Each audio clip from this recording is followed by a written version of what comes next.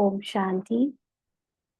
आज 29 मार्च 2025 बाबा के आज के महावाक्य सुनेंगे।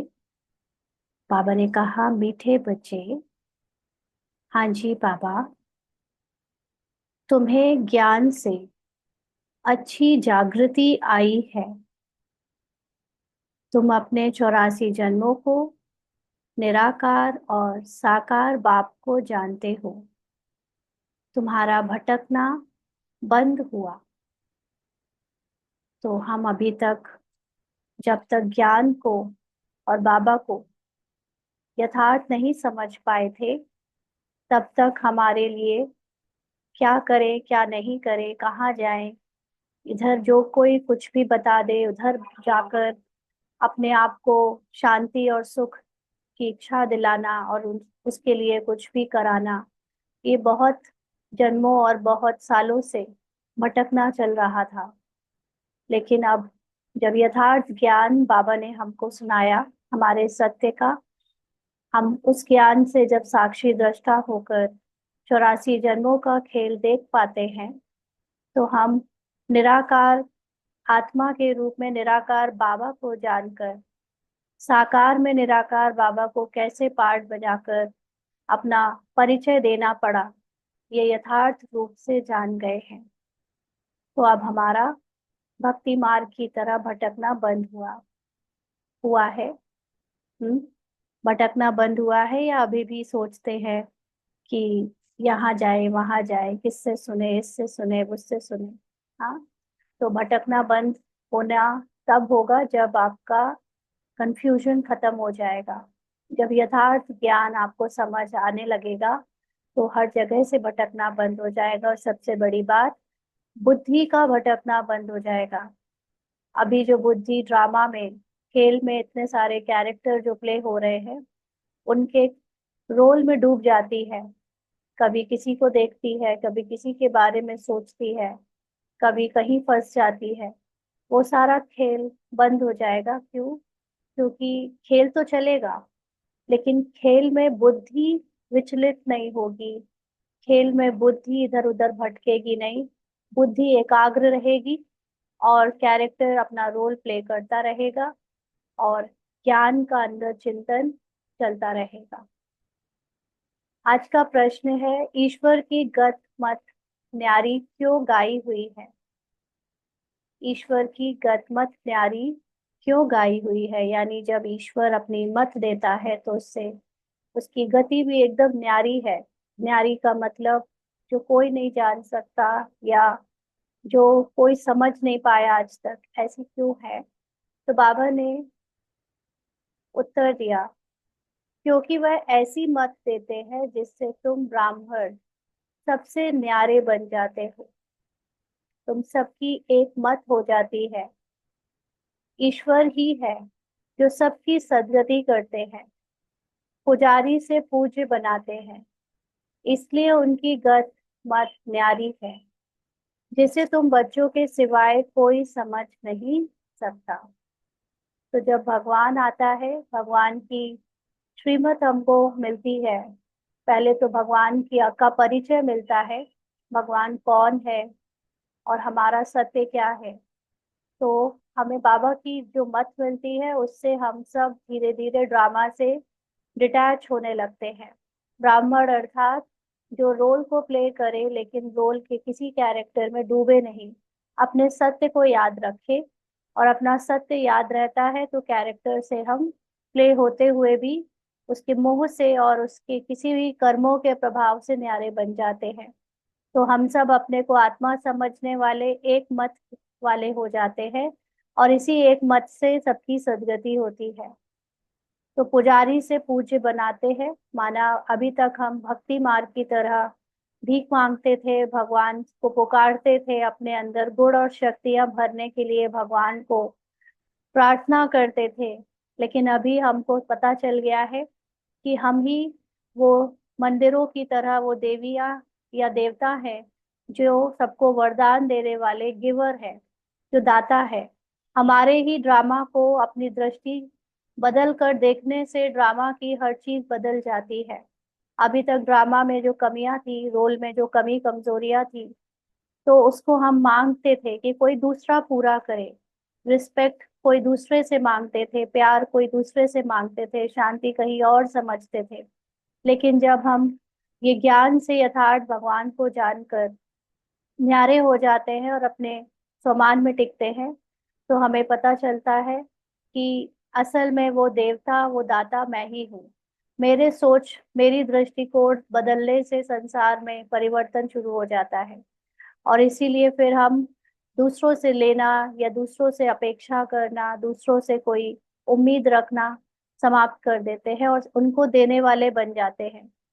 तो भगवान की जो ये राय है, गतमत, एकदम न्यारी है, जिसको आज तक किसी ने नहीं समझाया।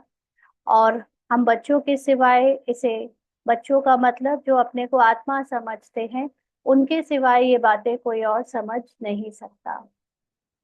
ओम शांति। तुम बच्चे जानते हो, बच्चों की अगर तबीयत ठीक नहीं होगी तो बाप कहेंगे भले यहाँ सो जाओ, इसमें कोई हर्जा नहीं, क्योंकि सिकीलदे बच्चे हैं, अर्थात 5,000 वर्ष के बाद फिर से आकर मिले हैं। किसको मिले हैं? बाबा पूछ रहे हैं। बेहद के बाप को, यानी आत्माओं के पिता को। तो जो बच्चे यहाँ अपने को आत्मा जानते हैं, तो वो बच्चे जानते हैं, या वो बच्चे बाबा से सिकी लदे हैं, माना बहुत पहले खोए हुए, बिछड़े हुए बाप और बच्चे आपस में अब जाकर मिले हैं। तो बाबा कहते हैं अगर किसी की तबीयत खराब है, तो बाबा शायद उस समय कोई होगा ऐसे साकार में बाबा के सामने, तो बाबा कहते भले सो जाओ, नींद आए या तबीयत खराब है तो आराम कर लो। यह भी तुम बच्चे जानते हो, जिनको निश्चय है बरोबर हम बेहद के बाप से मिले हैं, क्योंकि बाप होता ही है एक हद का और दूसरा बेहद का। तो एक फिजिकल फादर और एक आत्माओं का सोल फादर। दुख में सब बेहद के बाप को याद करते हैं, सतयुग में एक ही लौकिक बाप को याद करते हैं, क्योंकि वहां है ही सुख धाम। वहां पे भगवान नहीं होता, आत्माओं का पिता के रूप में शिव बाबा का परिचय नहीं होता, सिर्फ लौकिक कैरेक्टर का फादर होता है। तो लौकिक बाप उसको कहा जाता है जो इस लोक में जन्म देता है। पारलौकिक बाप तो एक ही बार आकर तुमको अपना बनाते हैं। तुम रहने वाले भी बाप के साथ अमर लोक में हो, जिसको परलोक और परमधाम कहा जाता है। वह है परे ते परे धाम। तो परे का मतलब बहुत दूर नहीं, लेकिन परे का मतलब जो इस 5 तत्वों से बहुत दूर है, मतलब उसका प्रभाव जिस पर नहीं पड़ सकता, ऐसा धाम। दूर का मतलब फिजिकली डिस्टेंस नहीं ना, वो टाइम और स्पेस से परे की दुनिया है। उस दुनिया में कोई भी 5 तत्व अपना प्रभाव छोड़ नहीं सकते। तो उस धाम के हम आत्माएं रहने वाली, परलोक और परमधाम की निवासी। स्वर्ग तो परे ते परे नहीं कहेंगे, स्वर्ग को परे ते परे नहीं कहेंगे, स्वर्ग और नर्क यहाँ ही होता है। तो फिजिकल दुनिया में जो स्वर्ग और नर्क हम देखते हैं, वो भी इस धरती पर ही होता है, जो हम जहाँ पर अभी पार्ट प्ले कर रहे हैं साकार लोक में। और इसको अगर हम सूक्ष्म में देखें, तो हमारे ही अंदर स्वर्ग और नर्क है, हमारी अपनी वृत्ति के अनुसार। तो नई दुनिया को स्वर्ग, पुरानी दुनिया को नर्क कहा जाता है। अभी है पतित दुनिया, पुकारते भी है हे पतित पावन आओ। सतयुग में ऐसे नहीं कहेंगे, जब से रावण राज्य होता है तब पतित बनते हैं, उनको कहेंगे 5 विकारों का राज्य। सतयुग में है ही निर्विकारी राज्य। भारत की कितनी जबरदस्त महिमा है। तो जब आत्माएं, मतलब भारत में जब हम सोल कॉन्शियस होते हैं, देवता के रूप में होते हैं, तो उस निर्विकारी राज्य के कारण भारत को बहुत ऊंचा दर्जा मिलता है। वैसे तो उस समय भारत के सिवा कोई और था भी नहीं, लेकिन जब उसके बाद भी काफी वर्षों तक, द्वापर युग में भी भारत की बहुत महिमा है। परंतु विकारी होने के कारण भारत की महिमा को जानते नहीं। जैसे जैसे भारत में ही भारत के रहने वाले लोगों की बुद्धि विकारी होती गई, युग के हिसाब से, ड्रामा हिसाब से, तो उस हिसाब से भारत को पतित और भारत की जो ग्लोरी थी वो कम होती गई, उसकी महिमा कम होती गई। भारत संपूर्ण निर्विकारी था जब ये लक्ष्मी नारायण राज्य करते थे। अभी वह राज्य नहीं है। वह राज्य कहाँ गया, यह पत्थर बुद्धियों को मालूम नहीं। और सभी अपने अपने धर्म स्थापक को जानते हैं। एक ही भारतवासी है जो ना अपने धर्म को जानते और ना धर्म स्थापक को जानते हैं। हाँ, अभी भी भारत में जो लोग ये कहते हैं कि हम बहुत धार्मिक हैं, हम बहुत धर्म को जानते हैं, श्री कृष्ण, श्री राम और दुनिया में जितने, भारत में खास जितने देवी देवताओं की बातें करते हैं, वो अपने को बहुत ज्ञानी समझते हैं। हाँ, अभी कल की बात है, कल ऐसे ही लौकिक में जो बेटा है, बच्चों का एक ऐसी फंक्शन में गया था, तो उसमें वहां पर जो उधर के होस्ट थे वो लोग गेम प्ले करा रहे थे, तो उसमें उन्होंने पूछा कि चलो बच्चों से पूछते हैं कि हमारे बच्चे कितने अपने भारत देश को जानते हैं या अपने भगवान को या अपनी संस्कृति को जानते हैं। तो पूछते हैं कि इनके माँ बाप ने इनको कितना सिखाया है। तो लौकिक में जो बेटा था उससे पूछा कि अच्छा बताओ, श्री कृष्ण की माता कौन है। अब उसको तो इस पार्ट ने कभी भी ये नहीं सिखाया कि श्री कृष्ण की माता को देवकी या यशोदा के रूप में देखो। क्यों रॉन्ग नॉलेज देनी है जब वो है ही नहीं। जब बाबा क्या बने हैं हम, हमको सत्य पता चल गया है, आत्मा क्या है, परमात्मा क्या है, संसार क्या है, उसको ये सारी नॉलेज है। लौकिक में बेटे को लौक आत्मा परमात्मा ड्रामा और जो हम लोग रोज पढ़ते हैं उसकी बहुत कुछ सुनता रहता है, तो उसको उसकी नॉलेज है। लेकिन उसको ये नहीं पता कि दुनिया में जो शास्त्र है उसके हिसाब से श्री कृष्ण की माँ कौन है। तो उसको नहीं पता था, उसने बोला पार्वती। तो सब लोग हंसने लगे। लेकिन ये एक ऐसी चीज है जिसमें हम लोगों को ना हम कुछ बोल सकते हैं, ना हम बता सकते हैं, ना हम उनको मना कर सकते हैं। लेकिन इसमें कोई उसकी बात भी नहीं है कि हमें कोई शर्म करने की बात है, क्योंकि उन्हें यही नहीं पता कि वो कौन है। जो संसार के ये लोग हैं इनको नहीं पता कि ये कौन है, परमात्मा क्या है।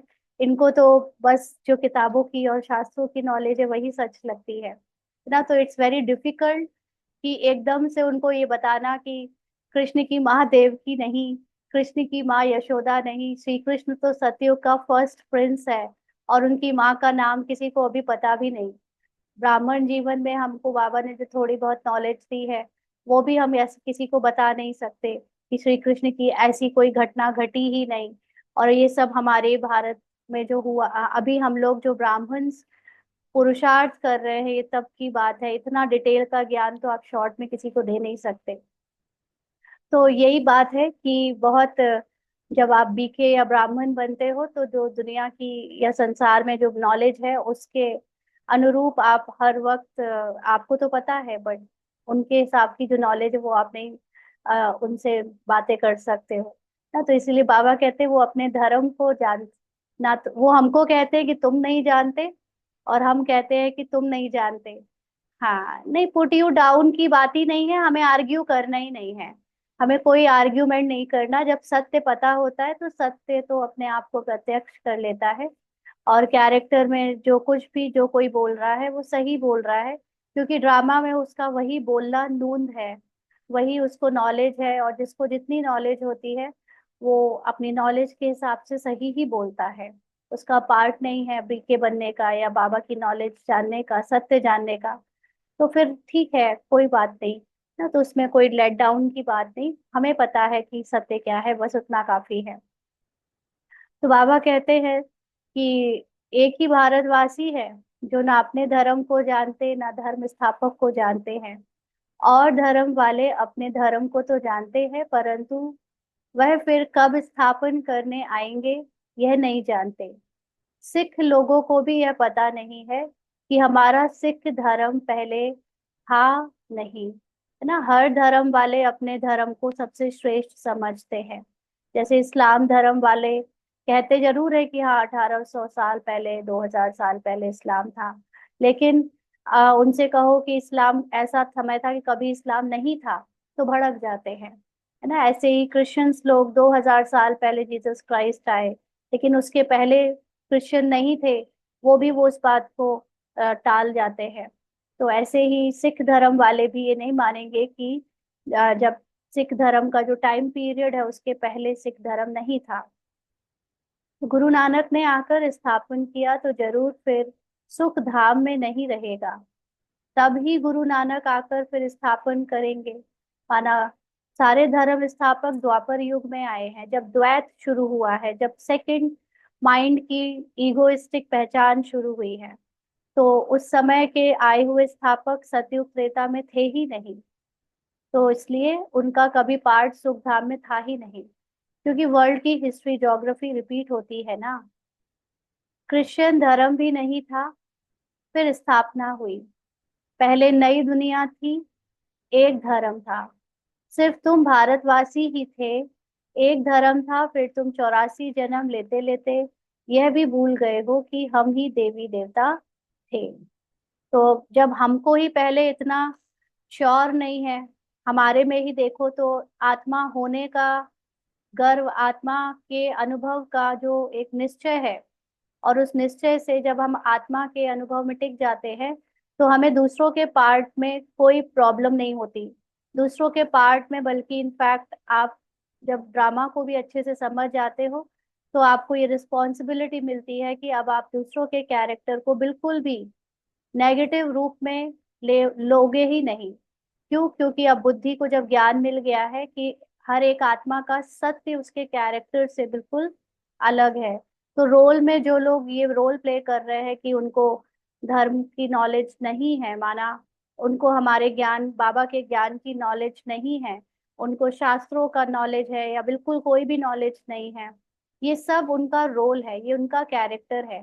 तो कैरेक्टर को एज इट इज लेना ही नहीं है, उनकी आत्मा को देखना है कि आत्मा तो हमेशा हर एक की पूरी ज्ञानी, ज्ञानी का मतलब यहाँ पर नॉलेज से नहीं, लेकिन उसके अंदर वो सातों गुण है ही। तो जब वो आत्मा खुद ही सत्य है, कैरेक्टर में उसको ये रोल मिला है कि वो अज्ञानियों की तरह बात करे, वो भक्ति मार्ग को फॉलो करे, वो भटके, या वो दूसरों में भगवान को ढूंढे या वॉट एवर। तो वो रोल है, और रोल हमको देखना ही नहीं है। हमको हर एक के प्रति पूरा सम्मान रखना है, क्योंकि हम सबके सत्य को देखते हैं। तो भारतवासी जब हम, यानी पूरी तरह सोल कॉन्शियस होते हैं, तब एक ही धर्म होता है, माना हम सबकी आत्मा को ही देखते हैं। तो जब कभी ऐसा समय था जब हम सब सोल कॉन्शियस थे, तो हम सब सबकी आत्मा को देखा करते थे ना। तो जन्म लेते लेते फिर अभी पतित हो गए, माना अपनी बॉडी कॉन्शियस में आकर भूल गए खुद को। जब तक नहीं भूले थे तब तक हम देवता थे। फिर हमें 84 जन्म लेते हैं, तब बाप कहते हैं तुम अपने जन्मों को नहीं जानते हो, मैं बतलाता हूँ। तो बाबा आता है और फिर बागडोर संभालता है कि फिजिकल बॉडी कॉन्शियसनेस में तुम अभी कुछ भी याद नहीं रखते हो, सब भूल गए हो। अभी मैं तुमको तुम्हारा सत्य समझाता हूँ, याद दिलाता हूँ। तो आधा कल्प राम राज्य था, फिर रावण राज्य शुरू हुआ। 2500 वर्ष के बाद द्वैत आया। द्वापर यानी रावण, यानी कि हमारे अंदर देह भान आया। पहले है सूर्यवंशी घराना, फिर चंद्रवंशी घराना, राम राज्य। सूर्यवंशी लक्ष्मी नारायण के घराने का राज्य था। जो सूर्यवंशी लक्ष्मी नारायण के घराने के थे, सो 84 जन्म ले अभी रावण के घराने के बने हैं। यानी स्टार्टिंग से ही जिनका रोल था, सबसे ऊंची आत्मा के हिसाब से संपूर्णता का रोल प्ले करने का, सूर्यवंशी लक्ष्मी नारायण के घराने में पार्ट बजाने का, उन्हीं का पार्ट फिर धीरे धीरे जन्म बाय जन्म ड्रामा अनुसार नीचे होता गया, और अभी सबसे पहले देह भान में भी वही आए। इसलिए उनका कंप्लीट ऑलराउंड पार्ट है, 84 जन्मों का पूरा ड्रामा में पार्ट है। आगे पुण्य आत्माओं के घराने के थे, अभी पाप आत्माओं के घराने के बने हैं। पुण्य आत्मा माना सोल कॉन्शियस, और पाप आत्मा मतलब बॉडी कॉन्शियस, जहाँ शरीर समझा जाता है खुद को। तो 84 जन्म लिए हैं, वे तो 84 लाख कह देते। अब 84 लाख का कौन बैठ विचार करेंगे। अभी एक दिन किसी ने मैसेज भेजा था किसी और संस्था का, उसमें उन्होंने 84 लाख को डिवाइड किया था 84 लाख टोटल योनियों में। माना इंसेक्ट, एनिमल्स, हर तरह के जीव जंतु जो आज तक धरती पर आए और लुप्त हो गए, सबको मिलाकर 84 लाख की उन्होंने कैटेगरी बताई थी कि ये है 84 लाख योनियां।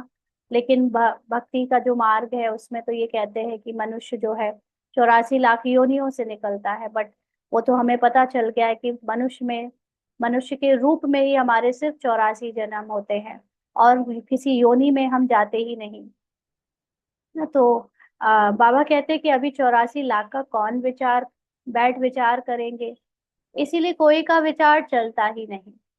अभी तुमको बाप ने समझाया है, तुम बाप के आगे बैठे हो। निराकार बाप और साकार बाप दोनों ही भारत में नामी ग्रामी हैं, गाते भी हैं, परंतु बाप को जानते नहीं है। अज्ञान नींद में सोए पड़े हैं। ज्ञान से जागृति होती है।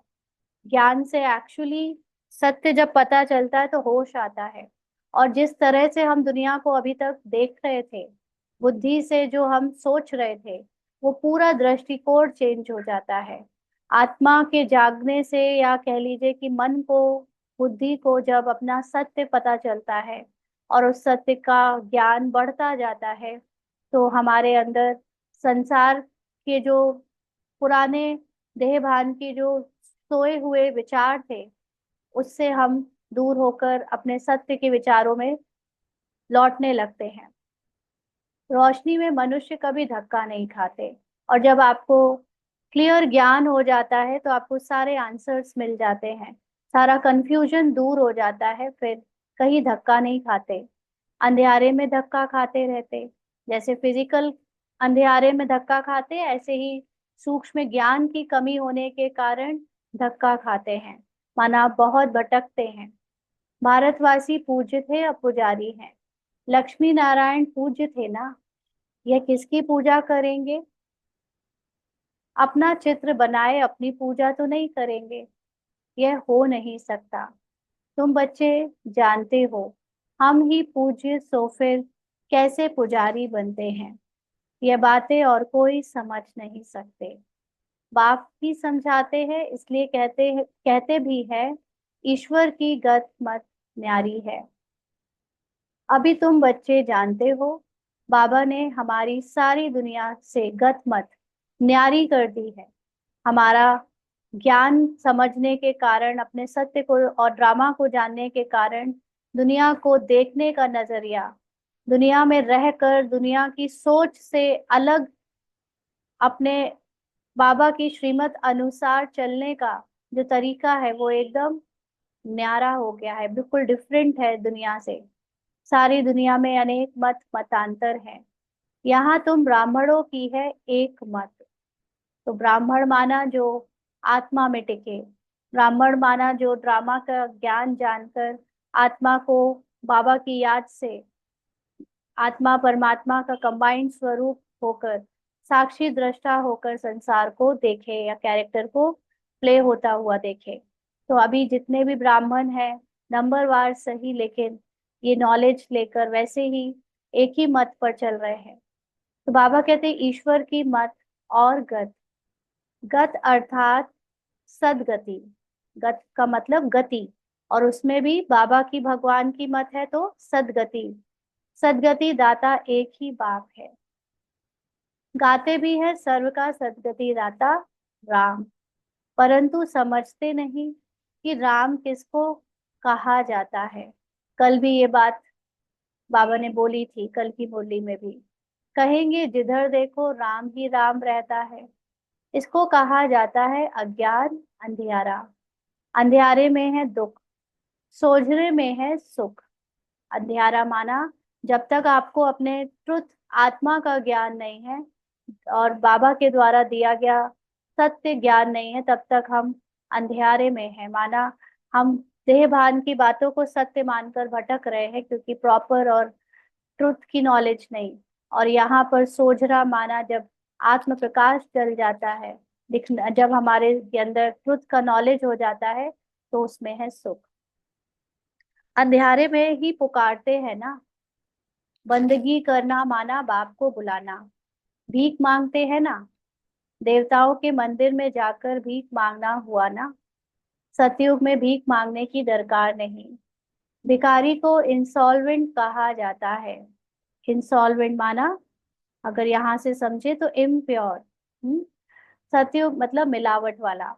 सतयुग में तुम कितने सॉल्वेंट थे, माना प्योर थे, उसको कहा जाता है सॉल्वेंट। भारत कभी इंसॉल्वेंट, सॉरी, अभी इंसॉल्वेंट है, क्योंकि भारत में रहने वाले अभी देह भान में रहते हैं, बॉडी कॉन्शियस में है, इसलिए अभी इंसॉल्वेंट है। यह भी कोई समझते नहीं। कल्प की आयु उल्टी सुल्टी लिख देने से मनुष्य का माथा ही फिर गया है। बाप बहुत प्यार से बैठ समझाते हैं। कल्प पहले भी बच्चों को समझाया था। मुझ पतित पावन बाप को याद करो तो तुम पावन बन जाएंगे। पतित कैसे बने हो? विकारों की खाद पड़ी है। विकारों की खाद कैसे पड़ी है? पहले तो विकारों के लिए धरनी बनी है, और वो धरनी है हमारा देह भान, हमारी बॉडी कॉन्शियसनेस। उससे फिर विकारों की भी प्रवेशता हुई है। सब मनुष्य जंक खाए हुए हैं। तो मनुष्य का मतलब है हर एक जो जिसको मनुष्य के रूप में पार्ट प्ले करने भेजा गया था, उनके अंदर आत्माभिमानी स्थिति के ऊपर अनेक मन की लेयर चढ़ गई है, वो मन के वश हो गए हैं। उसकी ईगोइस्टिक लेयर है, जिसको जंक कहेंगे। तो अब वह जंक कैसे निकले? मुझे याद करो। बाबा कहते हैं कैसे याद करना है बाबा को? अपने को निराकार आत्मा के रूप में, बाबा को भी निराकारी परम अवस्था में याद करना है। तो देह अभिमान छोड़ देही अभिमानी बनो। अपने को आत्मा समझो। पहले तुम हो आत्मा, फिर शरीर लेते हो। आत्मा तो अमर है, शरीर मृत्यु को पाता है। सतयुग को कहा जाता है अमर लोक, कलयुग को कहा जाता है मृत्यु लोक। क्योंकि हम कलयुग में खुद को शरीर समझते हैं, तो शरीर की मृत्यु और शरीर का जन्म, इसमें बुद्धि भटकती है, और इसीलिए इसको मृत्यु लोक कहते हैं। और सतयुग में हम अपने को आत्मा समझते हैं, इसलिए कोई शरीर की मृत्यु और कोई शरीर का जन्म बुद्धि में नहीं रहता। इसलिए उसको सदा आत्मा की दृष्टि से इटर्नल लोक यानी आत्मलोक या मृत्यु, सॉरी, अमर लोक कहते हैं। दुनिया में यह कोई भी नहीं जानते कि अमर लोक था, फिर मृत्यु लोक कैसे बना। अमर लोक अर्थात अकाले मृत्यु नहीं होती, वहां आयु भी बढ़ी रहती है। वह है ही पवित्र दुनिया। तुम राज ऋषि हो। ऋषि पवित्र को कहा जाता है। तुमको पवित्र किसने बनाया? पूछ रहे हैं बाबा। उनको बनाते हैं शंकराचार्य, तुमको बना रहे हैं शिवाचार्य। तो जो ब्रह्मचर्य मार्ग में ब्रह्मचारी होते हैं या जो सन्यासी होते हैं, उनको पवित्र यानी उनको फिजिकल सारे विकारों से निकालने के लिए शंकराचार्य का पार्ट है। और जब घर गृहस्थी में रहते हुए हमको आत्मा के लेवल पर बेहद का वैराग्य दिलाने वाला जो ज्ञान है, जो पार्ट है, वो है शिव बाबा का। इसलिए हमको शिवाचार्य पवित्र बनाते हैं। यह कोई पढ़ा हुआ नहीं है, शिव बाबा ने किसी से पढ़ा नहीं है। इन द्वारा तुमको शिव बाबा आकर पढ़ाते हैं। शंकराचार्य ने तो गर्भ से जन्म लिया, कोई ऊपर से अवतरित नहीं हुआ। द्वापर युग में शंकराचार्य ने जो सन्यास मार्ग चलाया, वो तो खुद ही किसी अपवित्र गर्भ से जन्म लिया उन्होंने। अपवित्र तो नहीं कहें, लेकिन अपवित्र तरीके ही थे। द्वापर युग में विकारों से ही बच्चे होते थे, इसलिए वो कोई उनका दिव्य जन्म नहीं कहा जाएगा, कोई अवतरित नहीं हुए। हाँ, बाप तो इसमें प्रवेश करते हैं, आते हैं जाते हैं, मालिक है, जिसमें चाहे उनमें जा सकते हैं। अंडरलाइन, शिव बाबा जिसमें चाहे उनमें जा सकते हैं। ना ऐसा नहीं कि शिव बाबा को भले ही ब्रह्मा के द्वारा मेन पार्ट बजा है, भले ही गुलजार दादी के द्वारा सेकंड रथ का मेन पार्ट बजा है, लेकिन शिव बाबा की जो नॉलेज है, क्योंकि बाबा की नॉलेज ही बाबा को प्रत्यक्ष करती है, तो बाबा की नॉलेज से पता चलता है कि बाबा कहाँ प्रवेश करते हैं और कहाँ आते हैं और कहाँ जाते हैं। इसलिए बाबा जहाँ चाहे उनमें आ जा सकते हैं। बाबा ने समझाया है, कोई का कल्याण करने अर्थ मैं प्रवेश कर लेता हूँ। तो एक्चुअली बाबा की नॉलेज से जब बाबा प्रत्यक्ष होता है तो बाबा, ये ड्रामा में भी फिक्स पार्ट है, नूंद है कि जब किसी को ज्ञान में लाना होता है, जब कोई स्पेशल ऐसा सीन घटना होता है, तो जो आत्मा वैसे जनरल जीवन में इतना ज्ञानी नहीं है, लेकिन वो किसी आत्मा के सामने ऐसे पॉइंट बोल जाती है जो जिससे सामने वाले बात लोग प्रभावित हो जाएं और ज्ञान में आ जाएं, तो उस समय ऐसे समझा जाता है कि शिव बाबा उसके अंदर प्रवेश करके ज्ञान देकर चला गया। तो आता तो पतित तन में ही हूं ना, कहीं भी होगा बाबा, आएगा तो कलयुग के कैरेक्टर के अंदर ही। बहुतों का कल्याण करता हूँ, बच्चों को समझाया है, माया भी कम नहीं है। कभी कभी ध्यान में माया प्रवेश कर उल्टा सुल्टा बुलवाती रहती है, इसीलिए बच्चों को बहुत संभाल करनी है। तो कई बार कोई कोई ऐसे भी है जो मेनली कहते हैं जो ट्रांस में जाते हैं, या जो ध्यान में संदेश लेकर आते हैं, है ना। तो हमको जब ये पुरुषार्थ करने का ज्ञान मिला है, तो हमको बहुत अटेंशन रखना है कि हम कभी भी किसी ऐसे किसी के भी बातों में बहकावे में ना आ जाएं जो ये कहे कि हम ट्रांस से संदेश लाए हैं या हम आते जाते हैं। क्योंकि ये सारी बातें जो भी लोग ये समझते हैं कि ट्रांस से संदेश लाए हैं, जो ये सारी बातें एक्चुअली माया का एक पार्ट है। क्योंकि बाबा तो बाबा का नॉलेज है, बाबा का नॉलेज ही बाबा को प्रत्यक्ष करके हमारे अंदर उस नॉलेज की अंडरस्टैंडिंग से परिवर्तन ला रहा है।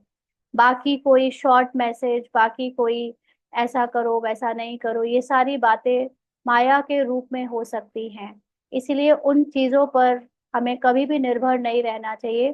किसी और के ह्यूमन पार्ट में जो भी बाबा का पार्ट बज रहा है कि ये बाबा का संदेश है, कि ये बाबा का वो है, उन सब चीजों में हमें पढ़ना ज्यादा नहीं चाहिए। हमको बाबा की मुरली में ही जो बातें सूक्ष्म और गहरी है उसको निकाल कर, उसको समझकर अपने अंदर धारण करनी चाहिए, योग में उसको अनुभव करना चाहिए। बाबा कहते कईयों में जब माया प्रवेश कर लेती है तो कहते हैं, मैं शिव हूँ, फलाना हूँ, माया बड़ी शैतान है। ना ऐसे भक्ति मार्ग में भी होता है कि मेरे अंदर देवी आती है, मेरे अंदर देवता आते हैं। ऐसे ही कई सारे लोग मेरे अंदर, मैं ही शिव हूँ, ये नहीं कहेंगे कि मेरे अंदर शिव आते हैं, वो ये कहेंगे कि मैं ही शिव हूँ, है ना। तो ये भक्ति मार्ग में भी है और बाबा के घर में भी है। बाबा के घर में भी अगर कोई कहे कि मेरे अंदर शिव आते हैं, मैं शिव हूँ, तो ये भी रॉन्ग है ना। बाबा को प्रत्यक्ष करना है तो आपको अपने अंदर शिव बाबा को लाने की जरूरत नहीं है। आप बाबा की नॉलेज को समझ जाओ, तो आप बाप समान वैसे ही बन जाओगे। तो ऐसा वाला बाप समान बनना है, मैं ही भगवान बन जाऊं, ये माया है। तो माया बड़ी शैतान है।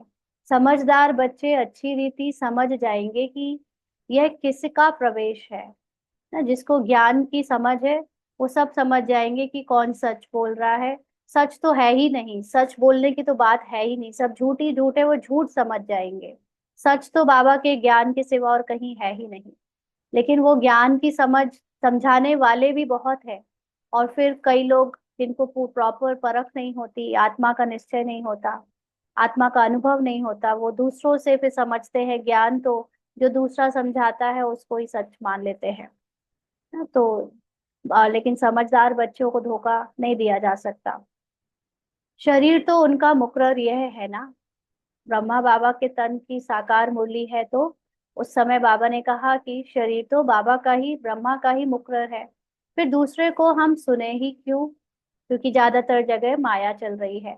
अगर सुनते हो तो बाबा से पूछो यह बात राइट है व नहीं। बाप झट समझा देंगे। कई ब्राह्मणियां भी इन बातों को समझ नहीं सकती कि यह क्या है। कोई में तो ऐसी प्रवेशता होती है जो चमाट भी मार देते, गालियां भी देने लग पड़ते। अब बाप थोड़ी गाली देंगे।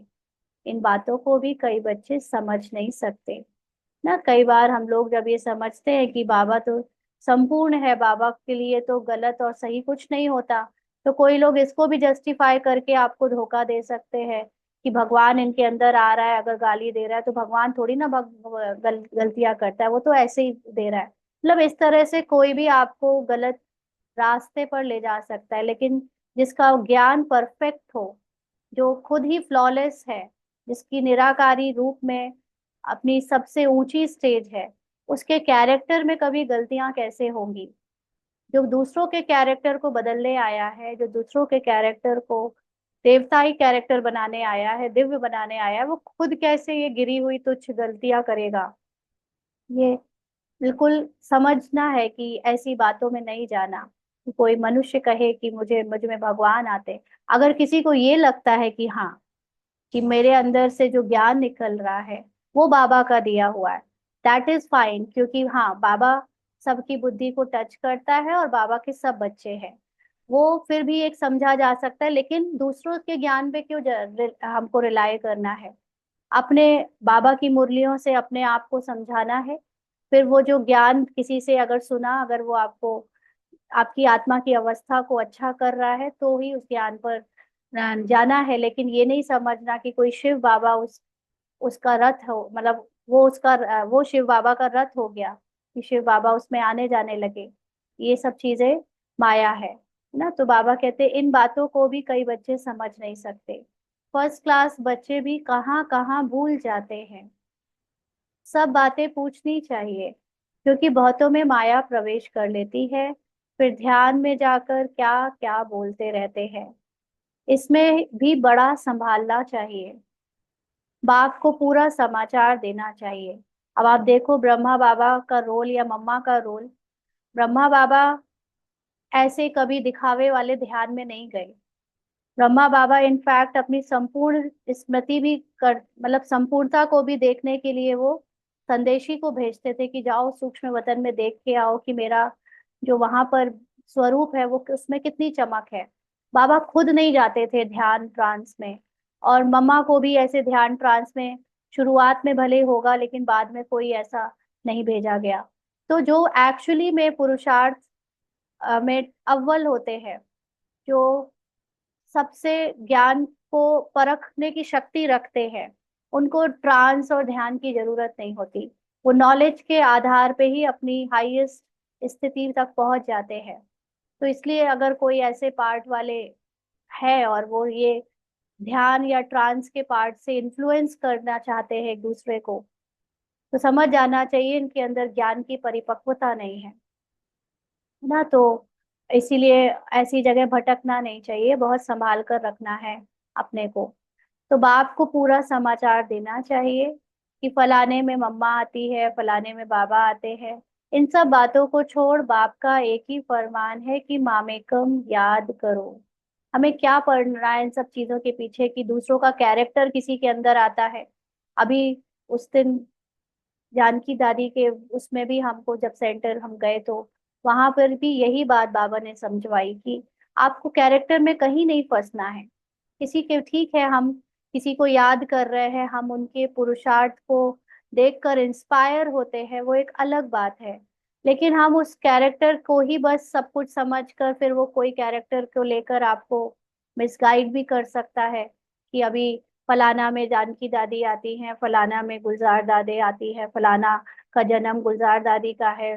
कुछ भी बोलकर आप मिसगाइड हो सकते हो। हमको इन सब कैरेक्टर में पढ़ना ही नहीं है। सबने अपना अपना कैरेक्टर बजाया और चले गए, कैरेक्टर ओवर हो गया है। अभी हमको अपने अंदर देखना है कि क्या मुझ में मेरे सत्यता की स्मृति जागृत हुई है, क्या मैं संपूर्णता के करीब पहुंची हूँ? बाकी कौन क्या करके गया, अभी उसको एंड करो। अभी अपने को देखो कि मैं बाबा की याद में निराकार स्थिति में कितना रहती हूँ। क्योंकि जब मैं उस स्थिति में रहूंगी तभी मेरी सदगति होगी। दूसरों ने क्या किया उससे मेरी सदगति नहीं होने वाली। मेरी सदगति मेरे करने से होगी ना। तो किसी में बाबा आते, किसी में मम्मा आती, किसी में दादियाँ आती, ये सब फालतू की बातें हैं। इन सब बातों को छोड़, बाप का एक ही फरमान है कि मामेकम याद करो। बाप को और सृष्टि चक्र को याद करो। रचयिता और रचना का सिमरण करने वाले की शक्ल सदैव हर्षित रहेगी। जिसको एक्चुअली ड्रामा का विस्तार समझ आ गया है, ड्रामा गेम खेलना आ गया है, और रचयिता यानी आत्मा का सत्य समझ आ गया है, वो हमेशा हंसता रहेगा। उसकी शक्ल कभी ड्रामा में किसी भी कैरेक्टर, किसी भी तरह के विरोध से गिरेगी नहीं, उतरेगी नहीं, क्योंकि वो जान चुका है ये सब भी ड्रामा के अंदर बनी बनाई स्क्रिप्ट अनुसार हो रहा है। और ये सब अपने अपने रोल को परफेक्टली प्ले कर रहे हैं, लेकिन इनके पीछे जो आत्मा है वो सदा पवित्र है। तो उनको कभी किसी के रोल से कोई प्रॉब्लम नहीं होगी, कभी मुंह नहीं उतरेगा। बहुत है जिनका सिमरण होता नहीं है, कर्म बंधन बड़ा भारी है। बाबा कहते बहुत सारे ऐसे बच्चे भी हैं जो आत्मा में स्थित नहीं होते, जो आत्मिक रूप में बाबा को याद नहीं करते। उनके ऊपर फिजिकल बॉडी कॉन्शियसनेस के बंधन, जिसको कर्म बंधन कहे, वो बहुत भारी है। विवेक कहता है जबकि बेहद का बाप मिला है, कहते हैं मुझे याद करो, तो फिर क्यों ना हम याद करें। कुछ भी होता है तो बाप से पूछो। अभी 1 मिनट के लिए अशरीरी होकर बाबा की याद में टिकेंगे।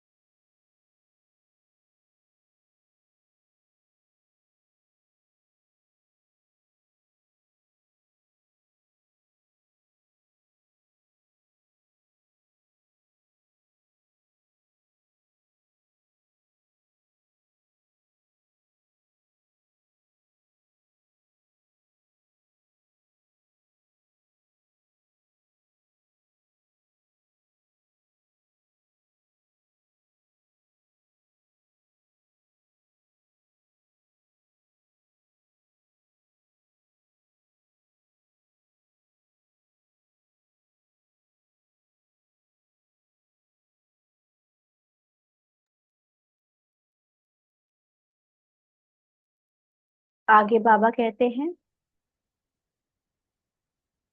कुछ भी होता है तो बाप से पूछो। बाप समझाएंगे कर्म भोग तो अभी रहा हुआ है ना। कर्म भोग को फिजिकल कॉन्शियसनेस में हम समझते हैं कि कर्मों का हिसाब किताब, कुछ कर्म करके आए हैं तो उसका फल भोगना रह गया है। ये हम ब्राह्मण स्पीक के अभी तक समझते आए।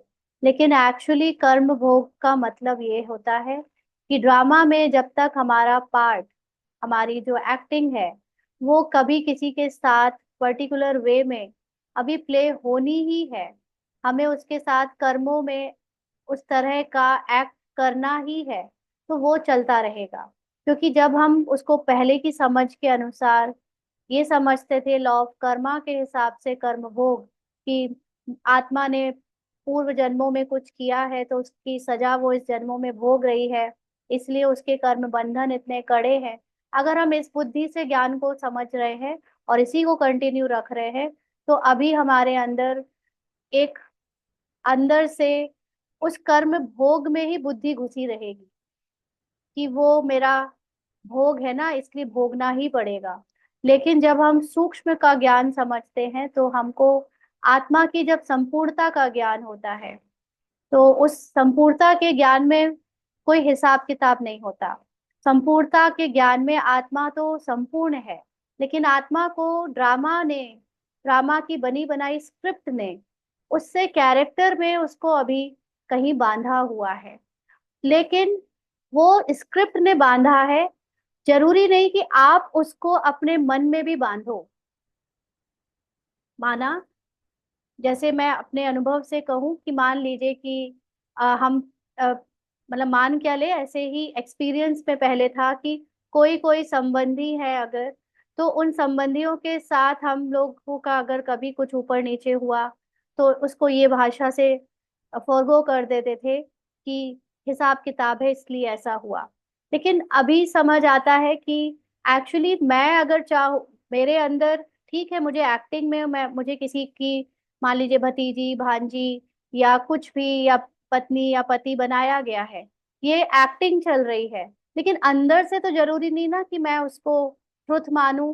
अंदर से तो मैं जरूरी नहीं ना कि उस एक्टिंग का दुख लूं, है ना। अगर आपको मान लीजिए कि आपके किसी रिलेटिव ने कुछ किसी पर्टिकुलर रिलेशन से कुछ कहा या कुछ सुना या कुछ अजीब सा बॉडी लैंग्वेज दिया, तो आप एज अ, अपने को मान लीजिए कि किसी बुआ जी से किसी से मिले, हाँ फॉर एग्जाम्पल दे रही हूँ, ऐसा कुछ होता नहीं, हुआ होगा तो याद नहीं, लेकिन मैं एग्जाम्पल दे रही हूँ कि मान लीजिए कि आप किसी पुराने टर्म्स के कारण आपकी बुआ जी आपसे नाराज हैं।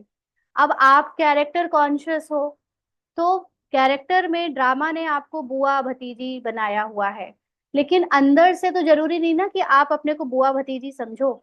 और तो बुआ अगर आपके साथ ठीक से व्यवहार नहीं कर रही है तो एज अ भतीजी आपको बुरा लगे, ये तो कैरेक्टर में बुरा लग भी गया। But at the back of this mind I know कि मैं आत्मा हूँ, मैं ये भतीजी भी नहीं हूँ, वो बुआ भी नहीं है। हम दोनों एक्टिंग कर रहे हैं एक दूसरे से नाराज होने की, ये सत्य नहीं है हमारा। इसके पीछे हम आत्माएं तो सदा संबंध में क्या, बाप समान है। तो जब बाप समान है, निराकारी अवस्था में कोई संबंध की भी बात नहीं, लेकिन हम सब बहुत लवफुल हैं। तो यहाँ के कोई भी पार्ट में किसी के साथ कोई भी हिसाब किताब, जिसको हम ये कर्म भोग कह रहे हैं, एक्चुअली वो कर्म भोग की डेफिनेशन फिर पूरी खत्म हो जाती है। फिर हमारे अंदर अगर ये सत्य ज्ञान की समझ आ जाए ना, तो हम, कर्म भोग तब तक है जब तक मैं खुद को भतीजी और उनको बुआ समझ रही हूँ, माना फिजिकल कॉन्शियसनेस में हूँ, और ये समझ रही हूँ कि इस जन्म में मैं उनकी भतीजी बनी हूँ, पिछले किसी जन्म में मैंने उनके साथ कुछ बुरा किया होगा, तो वो पिछले जन्म की आत्मा इस जन्म में मुझसे ऐसे बदला ले रही है। ये सारी जो अंडरस्टैंडिंग है, ये आपको बहुत विस्तार में ले जाती है, आपके जन्म वनम भूलने नहीं देती है आपको, है ना। तो इन सब चीजों से परे होकर अपने प्रेजेंट में जिए, प्रेजेंट में किसी ने कैसा बिहेव किया, दैट्स इट। पास्ट में क्या किया, फ्यूचर में क्या करेंगे, दोनों नहीं याद रखना है। बाबा ने एडवांस ज्ञान में हमको ये बहुत क्लियर नॉलेज दे दी है कि जब भी किसी से मिलो तो ऐसे मिलो। अव्यक्त मूल्यों में बाबा ने साफ साफ कह दिया है कि फर्स्ट टाइम मिल रहे हो, और फर्स्ट टाइम मिलने पर मान लीजिए आपका किसी के साथ अच्छे से इंटरेक्शन नहीं भी हुआ, लेकिन उसको लेकर फ्यूचर के बारे में सोचना नहीं है कि अगले बार भी वो ऐसा नहीं, अच्छे से नहीं करेंगे। बस अभी किसी कारण एक्टिंग थी, दोनों की एक्टिंग में जैसे दोनों ने जो भी पार्ट प्ले किया, बस दैट्स इट, उसको वहीं फुल स्टॉप। और फिर उसके सत्य को देखकर नेक्स्ट टाइम अगर आपका उस पार्ट के साथ फिर से इंटरेक्शन हो, तो ऐसे मिलो जैसे फर्स्ट टाइम मिल रहे हैं। तो जब मेरे अंदर से पवित्रता निकलेगी, मेरे अंदर उनके पार्ट की कोई पुरानी पुरानी याद नहीं होगी, कोई नया जजमेंट नहीं होगा, तो मैं उनसे फर्स्ट टाइम बहुत पवित्रता से जो दृष्टि उनके लिए रखूंगी, वो उससे निहाल हो जाएंगे। और उससे उनको अपने आप आपका कैरेक्टर भी पवित्र हो जाएगा। तो इसीलिए ये बातें जो हम समझ रहे हैं कि जब तक कोई ये कहता है कि मैं बंधन में हूँ, ज्ञान समझ नहीं पा रहा या याद नहीं कर पा रहा, माना उसका कर्म भोग रहा हुआ है, माना उसकी फिजिकल बॉडी कॉन्शियसनेस के साथ पहचान बनी हुई है बहुत गहरी, वो अभी तोड़ नहीं पाया है, और ड्रामा में वो नूंद है इसलिए। तो कर्मातीत अवस्था हो जाएगी तो फिर तुम सदैव हर्षित रहेंगे। कर्मातीत का मतलब जब आप अपनी आत्मा के अस्तित्व को ये फिजिकल सारे रोल के पहचानों से उपराम कर लोगे कि मैं ये कुछ भी किसी की हूं नहीं, इन सब चीजों से परे मैं आत्मा साक्षी होकर कैरेक्टर को देख रही हूँ बजते हुए, तब सदैव हर्षित रहेंगे। तब तक कुछ ना कुछ होता है। यह भी जानते हो, मृवा मौत मलु का शिकार, विनाश होना है। हम्म, तुम फरिश्ते बनते हो, बाकी थोड़े दिन इस दुनिया में हो, फिर तुम बच्चों को यह स्थूल वतन भासेगा नहीं। अंडरलाइन, यहाँ पर विनाश होना है। हम लोगों ने बहुत बाहरी रूप का विनाश विनाश विनाश किया। आज भी जो लोग ज्ञान में नहीं आते वो कहते हैं और तुम्हारा विनाश कब हो रहा है। हाँ, तो एक्चुअली अभी सूक्ष्म में विनाश का मतलब समझ आया ना, कि हमारे अंदर जो देह भान का विनाश है, दैहिक पुरानी स्मृतियों का, ड्रामा में बनी पहचानों का जो विनाश है, वो है असली विनाश। और जब वो विनाश हमारे अंदर होगा तो मिरुआ मौत मलु का शिकार, मतलब मौत होगी मेरे अंदर के देहभान की। हाँ, और उसमें सारे लोगों का कल्याण हो जाएगा। क्यों? क्योंकि हम उनके प्रति जब दृष्टिकोण बदल लेंगे, हमारा देहभान खत्म हो जाएगा, तो सबका पवित्र पार्ट पवित्र हो जाएगा। पार्ट पवित्र मतलब सबके लिए आपस में की बात नहीं है, लेकिन मेरे लिए सबका पार्ट पवित्र हो जाएगा। तो बाबा कहते हैं कि तुम फिर फरिश्ते बन जाओगे। माना तुम्हें अब फिर किसी का कैरेक्टर में कोई प्रॉब्लम, कोई दिक्कत ना, अपने कैरेक्टर का कोई भान या भार भार रहेगा।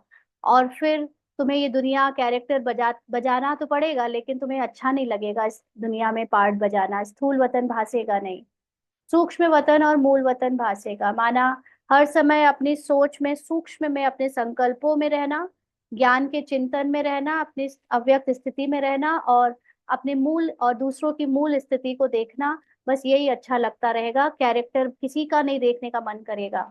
और कैरेक्टर दिख भी रहा होगा तो आपको उसमें बिल्कुल भी आकर्षण नहीं होगा, क्योंकि आप जानते हो सब एक्टिंग चल रही है। अब दूसरों की एक्टिंग में कोई, जैसे सपोज करो कि सेट है, अभी सेट में शाहरुख खान और उसके कई सारे को एक्टर्स की एक्टिंग हो रही है। तो शाहरुख खान ने अगर अपनी एक्टिंग कर ली, उसके बाद जो दूसरे लोगों का आपस में एक्टिंग हो रही है, शाहरुख खान को उसमें क्या इंटरेस्ट आएगा? वो तो अपना जाके किनारे बैठ जाएगा और अपना पार्ट की डायलॉग देखेगा, दूसरे लोग अपना पार्ट प्ले करते रहेंगे। ऐसे ही हमारे साथ हो जाएगा जब मैं अपने को आत्मा नारी समझकर एकदम एक्टिंग से, ड्रामा से डिटैच हो जाऊंगी, तो मुझे दूसरों के पार्ट में कोई इंटरेस्ट नहीं आएगा। वो अपना पार्ट चाहे जैसे प्ले करे, मैं तो सिर्फ अपने अंदर सूक्ष्म में अपने संकल्पों पर, ज्ञान का याद चिंतन में बिजी रहूंगी और अपनी मूल स्थिति में रहूंगी। तो सूक्ष्म वतन वासियों को कहा जाता है फरिश्ते। यानी संकल्प से जो बिल्कुल हल्के रहते हैं, जो हर समय ज्ञान के चिंतन में अपने को ड्रामा से डिटैच रखते हैं, वो हल्कापन, वो उनका बेफिक्रीपन, वही उनको फरिश्ता बनाता है। यानी देह के प्रॉब्लम्स में फंसने नहीं देता। हाँ, ये फोर्सफुली नहीं, ये ड्रामा अनुसार होगा। राइट।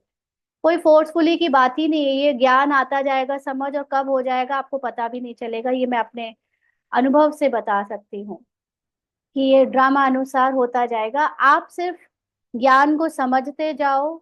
और सबसे बड़ी बात है साइलेंस में उसको अनुभव करना।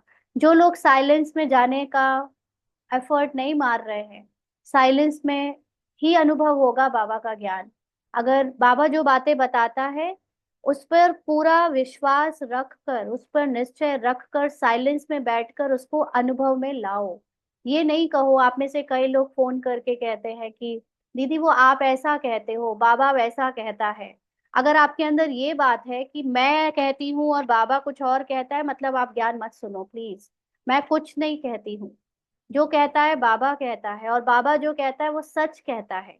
तो बाबा सच कहता है, जब आपको उस बात पर निश्चय होगा, फिर आप साइलेंस में जाकर उस निश्चय के साथ उसको इमर्ज करोगे अपने अंदर, तब आपको वो अपने स्वरूप में दिखना शुरू हो जाएगा।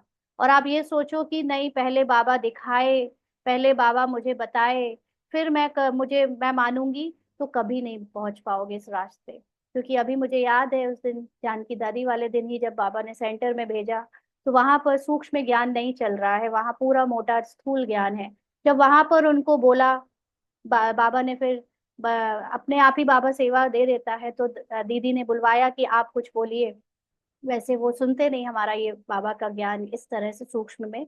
तो बाबा ने फिर सूक्ष्म बातें जब वहां निकलवाई कि हम हैं ही संपूर्ण, जब ये बात बोली तो 60% लोग, या इंक्लूडिंग दीदी भी, ऐसे कि ये क्या बोल रहा है, ये झूठ है, हम नहीं है संपूर्ण। मतलब they are not ready to accept it, है ना। लेकिन कुछ लोगों को बात टच हुई है। तो ये ही चीज है कि हम जब तक विश्वास नहीं करेंगे, हम महसूस कर ही नहीं सकते। मम्मा को, बाबा को पूरा विश्वास था कि वो है ही कृष्ण, वो है ही संपूर्ण, उनका है ही फरिश्ता स्वरूप बना बनाया, उनकी है ही लक्ष्मी स्वरूप बना बनाया। तो उनका पुरुषार्थ भी वैसे हो गया। और हम कहे नहीं, हम तो बनेंगे, हम हैं हल्के फुल्के, कुछ है नहीं हम, और फिर हम चाहे कि हम 108 में आए, this is not going to work. ऐसे काम नहीं होता है, ऐसे पुरुषार्थ नहीं होता है। ये पुरुषार्थ की, जो लोग जो आपको ऐसे कराने में बिजी है, मतलब उन्हें खुद भी इस बात का आइडिया नहीं है, एक तो ड्रामा अनुसार। लेकिन आप समझो जो बातें बाबा बता रहे हैं वो बाबा बता रहे हैं, वो मैं नहीं बता रही। मैं मतलब ये रूपाली कैरेक्टर नहीं बता रही है कुछ भी। विश्वास है तो ही सुनो, वरना समय ना बर्बाद करो, है ना। जो जो जिस पर विश्वास है उससे सुनो और वही करो। कम से कम उतना तो करो, नहीं तो यहाँ और वहां में हिलते रहोगे। तो जो जिसको स्थूल समझ आए वो स्थूल सुनो, जिसको सूक्ष्म समझ आए लेकिन विश्वास के साथ सुनो ना। तो जब तक आप निराकार स्थिति का अभ्यास नहीं करोगे आपको वो एक्सपीरियंस नहीं होंगे। उसका अभ्यास ही आपको एक्सपीरियंस कराएगा ड्रामा अनुसार। तो बाबा कहते हैं सूक्ष्म वतन में हड्डी मांस होता नहीं, हड्डी मांस नहीं तो बाकी क्या रहा। तो हम क्योंकि वतन का वर्ड एक फिजिकल जगह को लेते हैं, इसीलिए हम समझते हैं कि वो वतन एक जगह है, वहां पर जाएंगे तो वहाँ हड्डी मांस का शरीर नहीं होगा। बट एक्चुअली तो हड्डी मांस ना होना मतलब when I am not in body conscious, जब मैं शरीर के भान में नहीं होती हूँ, जब सिर्फ मेरे माइंड में बाबा के ज्ञान का ही संकल्पों का ही शरीर होता है, उसको कहते हैं सूक्ष्म वतन। तो इसीलिए सिर्फ फिजिकल बॉडी और जो फिजिकल बॉडी से रिलेटेड लिमिटेड माइंड का बॉडी है, इन दोनों से परे ज्ञान की जो बॉडी बन रही है, परफेक्शन की जो बॉडी बन रही है, उसको कहते हैं सूक्ष्म शरीर। तो बाबा कहते हैं ऐसा नहीं कि निराकार बन जाते हैं, माना चलते फिरते। अब जैसे अभी आजकल मेरा बहुत लौकिक वालों के साथ पाठ चल रहा है। अब शाम की क्लास इसीलिए नहीं हो पा रही है। बाबा अभी बहुत सारा मुझे लौकिक के पार्ट में एक्सपेरिमेंट्स करवा रहा है, एक्सपीरियंस करवा रहा है फरिश्ता स्थिति का, और ज्ञान की सूक्ष्मता में जाकर सबके पार्ट को पॉजिटिव वे में सतो प्रधान दृष्टि में देखने का। And that is going very well, बहुत अच्छा हो रहा है, बहुत मजा आ रहा है ये देखकर कि इतने सारे नेगेटिव जो पहले के पुराने बातें और चीजें थी, सब कुछ कितने उनसे उपराम होकर मैं सबको पॉजिटिव वे में देख पा रही हूँ और सबके सत्य को देख पा रही हूँ। तो उससे फैंटास्टिक रिजल्ट आ रहे हैं। सामने से हर एक के साथ इतना हल्कापन, और हर एक सामने वाला भी जो कभी भारी था वो भी हल्का, हम भी कैरेक्टर भी हल्का, और दोनों को देखकर निराकार स्थिति में स्थित होना, मतलब ये एक वंडरफुल, एक फरिश्ता स्थिति का आजकल अनुभव हो रहा है ना। तो बाबा कहते हैं कि जब आप उस स्थिति में रहते हो तो ऐसा नहीं कि आप निराकार बन जाते हो, आप रहते कैरेक्टर में ही हो, बट आपको अपनी आत्मा का सत्य संकल्पों में याद रहता है। तो वो संकल्प ही सूक्ष्म शरीर है, वही आपको फरिश्ता बनाते हैं।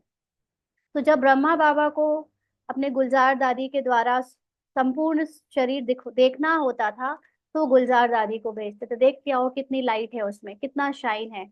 और जब वो बताती थी कि अभी उतना लाइट नहीं है, दैट मीन्स कि अभी ब्रह्मा बाबा का पार्ट, अभी कैरेक्टर उतना फरिश्ता नहीं हुआ है, उतना हल्का नहीं हुआ है, उतना अभी उन्होंने संपूर्णता को अभी रोल में नहीं पाया है ना। तो वो ये देखकर वहां से आते थे, क्योंकि उस समय बाबा के ज्ञान की इतनी सूक्ष्मता शायद नहीं थी, तो संदेशियों के द्वारा ही सारा पुरुषार्थ होता था। संदेशियों को लेकर बाबा अपने बारे में जानते थे, मम्मा के बारे में जानते थे और दूसरों के बारे में जानते थे। बट अभी तो ज्ञान की सूक्ष्मता डायरेक्ट हमको पता चल गई, अब हमें कोई ट्रांस में और ध्यान में जाने की जरूरत नहीं है। तो बाबा कहते हैं कि सूक्ष्म आकार रहता है, माना फिजिकल जो बॉडी होती है हमारी, वो संकल्पों की बॉडी होती है, हम उसमें विचलित विचरण करते हैं, तो फिर हम फरिश्ता स्थिति में होते हैं। तो बाबा कहते हैं वहां की भाषा मूवी चलती है। मूवी मतलब मूवमेंट है आपके अंदर, लेकिन कोई एक्शन के रूप में, यानी आपके आवाज में नहीं आ रहे हो, संकल्प आपके अंदर चल रहे हैं। तो आत्मा आवाज से परे है, उसको कहा जाता है सटल वर्ल्ड, सूक्ष्म दुनिया। ये सूक्ष्म दुनिया मेरे ही अंदर है। सूक्ष्म आवाज होता है, आपकी बातें अपने अंदर से जो हो रही होती हैं बाबा के ज्ञान अनुसार, उसको कहते हैं सूक्ष्म आवाज आना। और ये है टॉकी, यहाँ पर फिजिकल मूवमेंट, फिजिकल बॉडी बातें कर रही है, ये टॉकी है। फिर मूवी, और फिर है साइलेंस। और जब ना कोई संकल्प रहते हैं ना कोई एक्शन रिएक्शन, क्योंकि जब हमारे सबके साथ कैरेक्टर में कर्मों का ओवर हो जाता है, तब कुछ नहीं बचता, एकदम साइलेंस। तो यहाँ टॉकी चलती है, यह ड्रामा का बना बनाया पार्ट है, वहाँ है साइलेंस। यह मूवी और वह मूवी और ये है टॉकी। इन तीनों लोगों को भी याद करने वाले कोई विरले होंगे। तो लोगों ने उसको क्या समझ लिया, ब्राह्मण्स ने, बीकेज ने, कि वो फिजिकल वर्ल्ड है, फिजिकल वर्ल्ड में कोई परम धाम, फिजिकल वर्ल्ड में कोई सूक्ष्म वतन, फिजिकल वर्ल्ड में कोई साकार ये है। बट इट्स फिजिकल नहीं है ये, non physical, subtle world, subtle हमारे अंदर की स्थिति है ये। तो बाप समझाते हैं बच्चे, सजाओं से छूटने के लिए कम से कम 8 घंटा कर्मयोगी बन कर्म करो, 8 घंटा आराम करो, और 8 घंटा बाप को याद करो। इसी प्रैक्टिस से तुम पावन बन जाएंगे।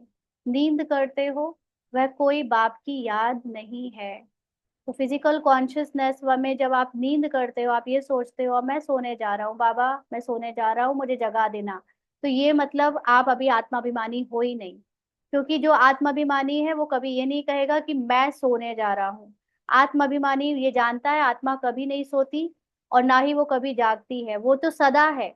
वो सोते समय भी है, वो जागते समय मतलब शरीर के जागते समय भी है, क्योंकि वो आत्मा इटर्नल है। इसीलिए जब ये हम ये कहते हैं कि हम नींद कर रहे हैं, यानी आत्मा नींद कर रही है, मतलब वो अभी पूरा ज्ञान नहीं जानती है। इसीलिए बाबा कहते हैं नींद करते हुए कोई बाप की याद नहीं है। लेकिन जब आपको इटर्नल आत्मा की याद रहती है, तब आप जब शरीर को रेस्ट देते हो तो समझते हो अब शरीर रेस्ट में जा रहा है, शरीर नींद में जा रहा है, आत्मा इसमें रहेगी। आत्मा अब हर समय है, हर समय मौजूद है। तो इसलिए उस समय आपकी नींद में भी आत्मा का ज्ञान चलता रहता है। तो वो ज्ञान आपका योग बन जाता है, जिसको बाबा ने अभी कुछ दिन पहले कहा ना, कि मम्मा और बाबा ने नींद में भी योग किया है। तो उनका वही वाला ऐड हुआ है। क्योंकि फिजिकल में कैरेक्टर में तो सबके साथ रहते थे, तो ऐसे कोई खास अलग से नहीं तपस्या होती थी। लेकिन अलग से नींद के समय जो हमारी कॉन्शियस लेवल पे जो हम ज्ञान का चरण करते हैं, सबके कैरेक्टर को देखते हुए उससे न्यारे होने की अवस्था में जाते हैं, वो है असली योग। वो सब कॉन्शियस माइंड में जाकर परिवर्तन करता है ना। हाउ टू चेक नींद में योग। आपके नींद में अगर ज्ञान का मनन चिंतन चलता है और आप नींद के समय आ, ये फील नहीं करते हो कि मैं सोई, मतलब आज शरीर सोया, ये कैरेक्टर है सोना। सोने सोने की एक एक्टिंग है ना, ये तो एक्टिंग करी आपने। जब एक्टिंग ओवर हो गई तो आप उठे, फिर दूसरी एक्टिंग करने चल पड़े, फिर किचन में चले गए, किचन में जाने की एक्टिंग कर रहे हो। फिर आप बच्चों को तैयार करने की एक्टिंग कर रहे हो, फिर किसी मान लीजिए जॉब में है तो जॉब में जाने की एक्टिंग कर रहे हो। आपको हर समय ये याद रहे कि ये नींद भी एक्टिंग है, ये चलना फिरना बोलना ये सब एक्टिंग है। मैं आत्मा हर समय कॉन्शियस हूँ, मैं जानती हूँ कि मैं क्या कर रही हूँ। मैं क्या कर रही हूँ मतलब नहीं, ये कैरेक्टर क्या कर रहा है, मैं आत्मा इस कैरेक्टर से परे हूँ। आप अगर इस अवस्था में हो तो आप योग युक्त हो। तो बाबा कहते हैं ऐसे भी कोई ना समझे कि बाबा के तो हम बच्चे हैं ना, फिर याद क्या करें। नहीं, बाप तो कहते हैं मुझे वहां याद करो, माना अपनी परम स्थिति में पहले स्थित रहो। उस स्थिति में स्थित रहकर कैरेक्टर को देखो, उसको कहते हैं मुझे वहां याद करो। अपने को आत्मा समझ मुझे याद करो। जब तक योग बल से तुम पवित्र ना बनो, तब तक घर में भी तुम जा नहीं सकते। यानी जब तक कैरेक्टर को पूरा भूला नहीं है, साइलेंस में नहीं टिक सकते। नहीं तो फिर सजाएं खाकर जाना होगा, सूक्ष्म वतन मूल वतन में भी जाना है, फिर आना है स्वर्ग में। तो हमारी अवस्था पहले साकार से सूक्ष्म होगी, सूक्ष्म से फिर साइलेंस में जाएगी। और जब पूरा हिसाब किताब सब पुराना भूल गया होगा, सारी कलयुग की मेमोरी वॉश हो गई होगी, तब हमारा सतयुग का पार्ट शुरू होता है, और वो है स्वर्ग। तो बाबा ने समझाया है आगे चल अखबारों में भी पढ़ेगा, अभी तो बहुत टाइम है। यानी बाबा उस समय की बात कर रहा है। इतनी सारी राजधानी स्थापन होती है, south north east west Bharat का कितना है, अब अखबारों द्वारा ही आवाज निकलेगा। बाप कहते हैं मुझे याद करो तो तुम्हारे पाप कट जाएंगे। बुलाते भी है हे पतित पावन लिबरेटर, हमको दुख से छुड़ाओ। बच्चे जानते हैं ड्रामा प्लान अनुसार विनाश भी होना है। तो ये बाहर की स्क्रिप्ट का विनाश दिखेगा, निमित्त होगा, कुछ ना कुछ बनेगा, क्योंकि अंदर का विनाश होगा। तो इस लड़ाई के बाद फिर शांति ही शांति होगी, सुखधाम हो जाएगा। अंडरलाइन, सुखधाम हो जाएगा। इसकी भी बहुत गहरी समझ है, इसको हम कभी और लेंगे क्योंकि मुरली फिर बहुत भारी लेट हो जाएगी। तो बाबा आगे कहते हैं सारी उथल पुथल हो जाएगी। सतयुग में होता ही है एक धर्म, कलयुग में है अनेक धर्म, यह तो कोई भी समझ सकते हैं। सबसे पहले आदि सनातन देवी देवता धर्म था जब सूर्यवंशी थे, तो चंद्रवंशी नहीं थे, फिर चंद्रवंशी होते हैं। पीछे यह देवी देवता धर्म प्राय लोप हो जाता है, पीछे फिर और धर्म वाले आते हैं। वह भी जब तक उन्हों की संस्था वृद्धि को पाए तब तक मालूम थोड़े ही पड़ता है। अभी तुम बच्चे सृष्टि के आदि मध्य अंत को जानते हो, माना अभी तुम ड्रामा को जान गए हो। तुमसे पूछेंगे सीढ़ी में सिर्फ भारतवासियों को क्यों दिखाया है, तो बोलो यह खेल है भारत पर। माना ये पूरा ड्रामा जो रचा गया है उसमें मेन जो जिसकी हार और जिसकी जीत होनी है वो एक भारत है। भारत मतलब हमारे अंदर की सोल कॉन्शियस स्थिति, मतलब हमारा सत्य। जब हम सत्य को जाग जाते हैं तो भारत है, और जब हम असत्य में जीते हैं तो वो हिंदुस्तान और वो इंडिया और वो दुनिया भर का बन जाता है ना। तो मेन खेल भारत पर होता है। आधा कल्प है उन्हों का पाठ, बाकी द्वापर कलयुग में अन्य सब धर्म आते हैं। गोले में यह सारी नॉलेज है, माना जो स्वास्तिक वाला चित्र है उसमें। गोला तो बड़ा फर्स्ट क्लास है। सतयुग त्रेता में है श्रेष्ठाचारी दुनिया, द्वापर कलयुग है भ्रष्टाचारी दुनिया। अभी तुम संगम पर हो, ये ज्ञान की बातें हैं। ये चार युगों का चक्र कैसे फिरता है यह किसी को पता नहीं है। सतयुग में लक्ष्मी नारायण का राज्य होता है। इन्हों को भी यह थोड़े ही पता रहता है कि सतयुग के बाद फिर त्रेता होना है, त्रेता के बाद फिर द्वापर कलयुग आना है। यहाँ भी मनुष्यों को बिल्कुल पता नहीं। भले कहते हैं, परंतु कैसे चक्र फिरता है यह कोई नहीं जानते। इसीलिए बाबा ने समझाया है कि सारा गीता पर जोर रखो। सच्ची गीता सुनने से स्वर्गवासी बनते हैं। यहाँ शिव बाबा खुद सुनाते हैं, वहां मनुष्य पढ़ते हैं। गीता भी सबसे पहले तुम पढ़ते हो। यानी इस समय जो असली आत्मा का ज्ञान है वो सबसे पहले हमको किसने पढ़ाया, बाबा ने, और हम सबसे पहले पढ़ने वाले बच्चे भी हम हैं। भक्ति में भी पहले पहले तो तुम जाते हो ना। तो इस भक्ति में भी जो गीता सुनी जाती पढ़ी जाती है वो भी हम ही पढ़ते हैं, हम ही लिखते हैं। तो शिव के पुजारी पहले तुम बनते हो। तुमको पहले पहले पूजा करनी होती है अव्यभिचारी एक शिव बाबा की। सोमनाथ मंदिर और किसी की ताकत थोड़ी ही है बनाने की। बोर्ड पर कितने प्रकार की बातें लिख सकते हैं। यह भी लिख सकते हैं भारतवासी सच्ची गीता सुनने से सचखंड के मालिक बनते हैं। तो सोमनाथ मंदिर किसी और की ताकत थोड़ी है बनाने की। अभी कल किसी का सुन रहे थे, अक्सर ही आता है ऐसी कुछ ना कुछ बातें कि जैसे अभी भी साइंस ये ढूंढ नहीं पाई है कि इतने भारी भारी पिरामिड्स कैसे बने, इतने भारी भारी एक एक पत्थर कैसे ऊपर पहुंचाए गए, कैसे रखे गए। और संसार की ऐसी बहुत सारी मैन मेड चीजें भी है जो कि पास्ट में बनाई गई हैं। कई ऐसी चीजें खुदाई में भी निकल रही हैं जिनको ये जान पाना कि कैसे किया होगा उस समय, क्योंकि उस समय कोई मैन मेड पावर ऐसी इतनी स्ट्रांग नहीं थी, साइंस भी नहीं थी। मतलब जो हमारे आज के समय के लोगों की बुद्धि है उस समझ में, तो कैसे बनाया।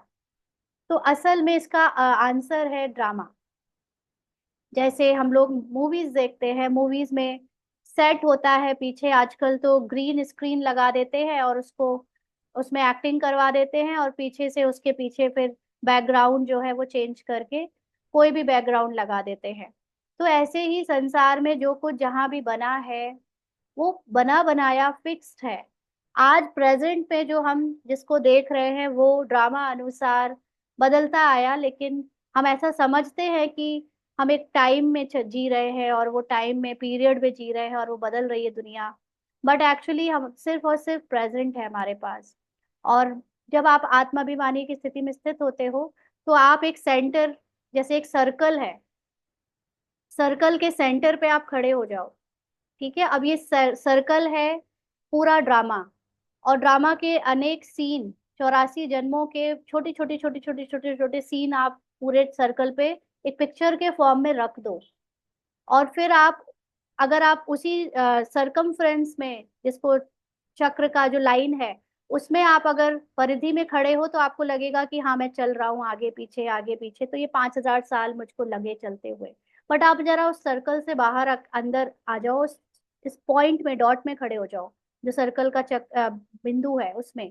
अब यहाँ से देखो तो आपको दिखेगा ये एक फोटो है, यहाँ से देखो तो ये एक फोटो है, वहां से देखो तो ये एक फोटो है। आप एक प्रेजेंट में बस देखोगे तो यहाँ पिरामिड खड़ा है, यहाँ पे सूर्यवंशियों का महल खड़ा है, यहाँ कुछ खड़ा है। आपको फिर सब चीजें ऐसी लगेंगी कि ये तो बनी बनाई स्क्रिप्ट है, बनी बनाई सीन है बस। उसको अब क्यों बना, कैसे बना, किसने बनाया, इन सब में जाने की कोई बात ही नहीं है, क्योंकि ड्रामा ने उसको एज इट इज रिकॉर्डेड है, ये रिकॉर्ड हो नहीं रहा है, ये ऑलरेडी रिकॉर्डेड है। जब आप उस स्थिति से सब चीजें देखोगे तो आपको लगेगा कि बना, इसमें जाना ही क्या किसने बनाया क्या नहीं बनाया, क्योंकि बनाने वाले आज प्रेजेंट नहीं है। आप उसके बारे में, साइंस यही करती है ना, बाहर का यूनिवर्स यही करता है, जो चीज ऑलरेडी है उसको कैसे किया गया ये जानने की कोशिश करती है। और जो चीजें आने वाली हैं उसमें ये दिखा देती है कि हमने बनाया। बट एक्चुअली साइंस एक निमित्त मात्र है, चीजें अपने आप आती हैं, अपने आप खत्म होती हैं, कोई किसी को कुछ करता नहीं है। ये इतना नेचुरल होता है कि हमें लगता है, साइंस को भी लगता है कि साइंस ने किया, उसने किया, इसने किया, बट सब निमित्त मात्र हो रहा है। निमित्त मात्र किसी के दिमाग में थॉट आया, निमित्त मात्र वो साइंटिस्ट बन गया, निमित्त मात्र उसने रिसर्च करी और कोई मोबाइल खड़ा कर दिया। ये सब नेचुरली हो रहा है, कोई कुछ नहीं कर रहा। और हम समझ लेते हैं कि साइंस से बड़ा कुछ नहीं, ये सब अज्ञानता है, एक्चुअली सब कुछ ड्रामा है। बना बनाया मोबाइल भी एक जगह खड़ा है, बना बनाया सोने के महल खड़े हैं, बने बनाए पिरामिड खड़े हैं, बने बनाए सब कुछ ऑलरेडी एग्जिस्ट करता है, एट प्रेजेंट एग्जिस्ट करता है। आप परिधि से हटकर जरा सेंटर में खड़े हो जाओ तो आपको सब दिखने लगेगा, है ना। तो ये सब चीजें आपको समझ तब आएंगी जब आप आत्म अभिमानी स्थिति से समझोगे। तो बाबा कहते हैं, यह भी लिख सकते हैं, भारतवासी सच्ची गीता सुनने से सचखंड के मालिक बनते हैं। जिस दिन आप सच्ची गीता को समझ जाओगे, आप सत्य में स्थित हो जाओगे, आपको किसी की कोई बुराई कैरेक्टर दिखना बंद हो जाएगा। पूरा पूरे संसार आपके लिए सच हो जाएगा, मतलब सब अपने सत्य में टिक कर कैरेक्टर प्ले करने लगेंगे, झूठा सब माया खत्म हो जाएगी, और उसको कहते हैं सचखंड। अभी तुम बच्चे जानते हो हम सच्ची गीता सुनकर स्वर्गवासी बन रहे हैं। जिस समय तुम समझाते हो तो कहते हैं हाँ बरोबर ठीक है, और बाहर गए तो खल्लास, वहां की वहां रही। अच्छा, मीठे मीठे सिकी लदे बच्चों प्रति माता पिता बाप दादा का याद प्यार और गुड मॉर्निंग।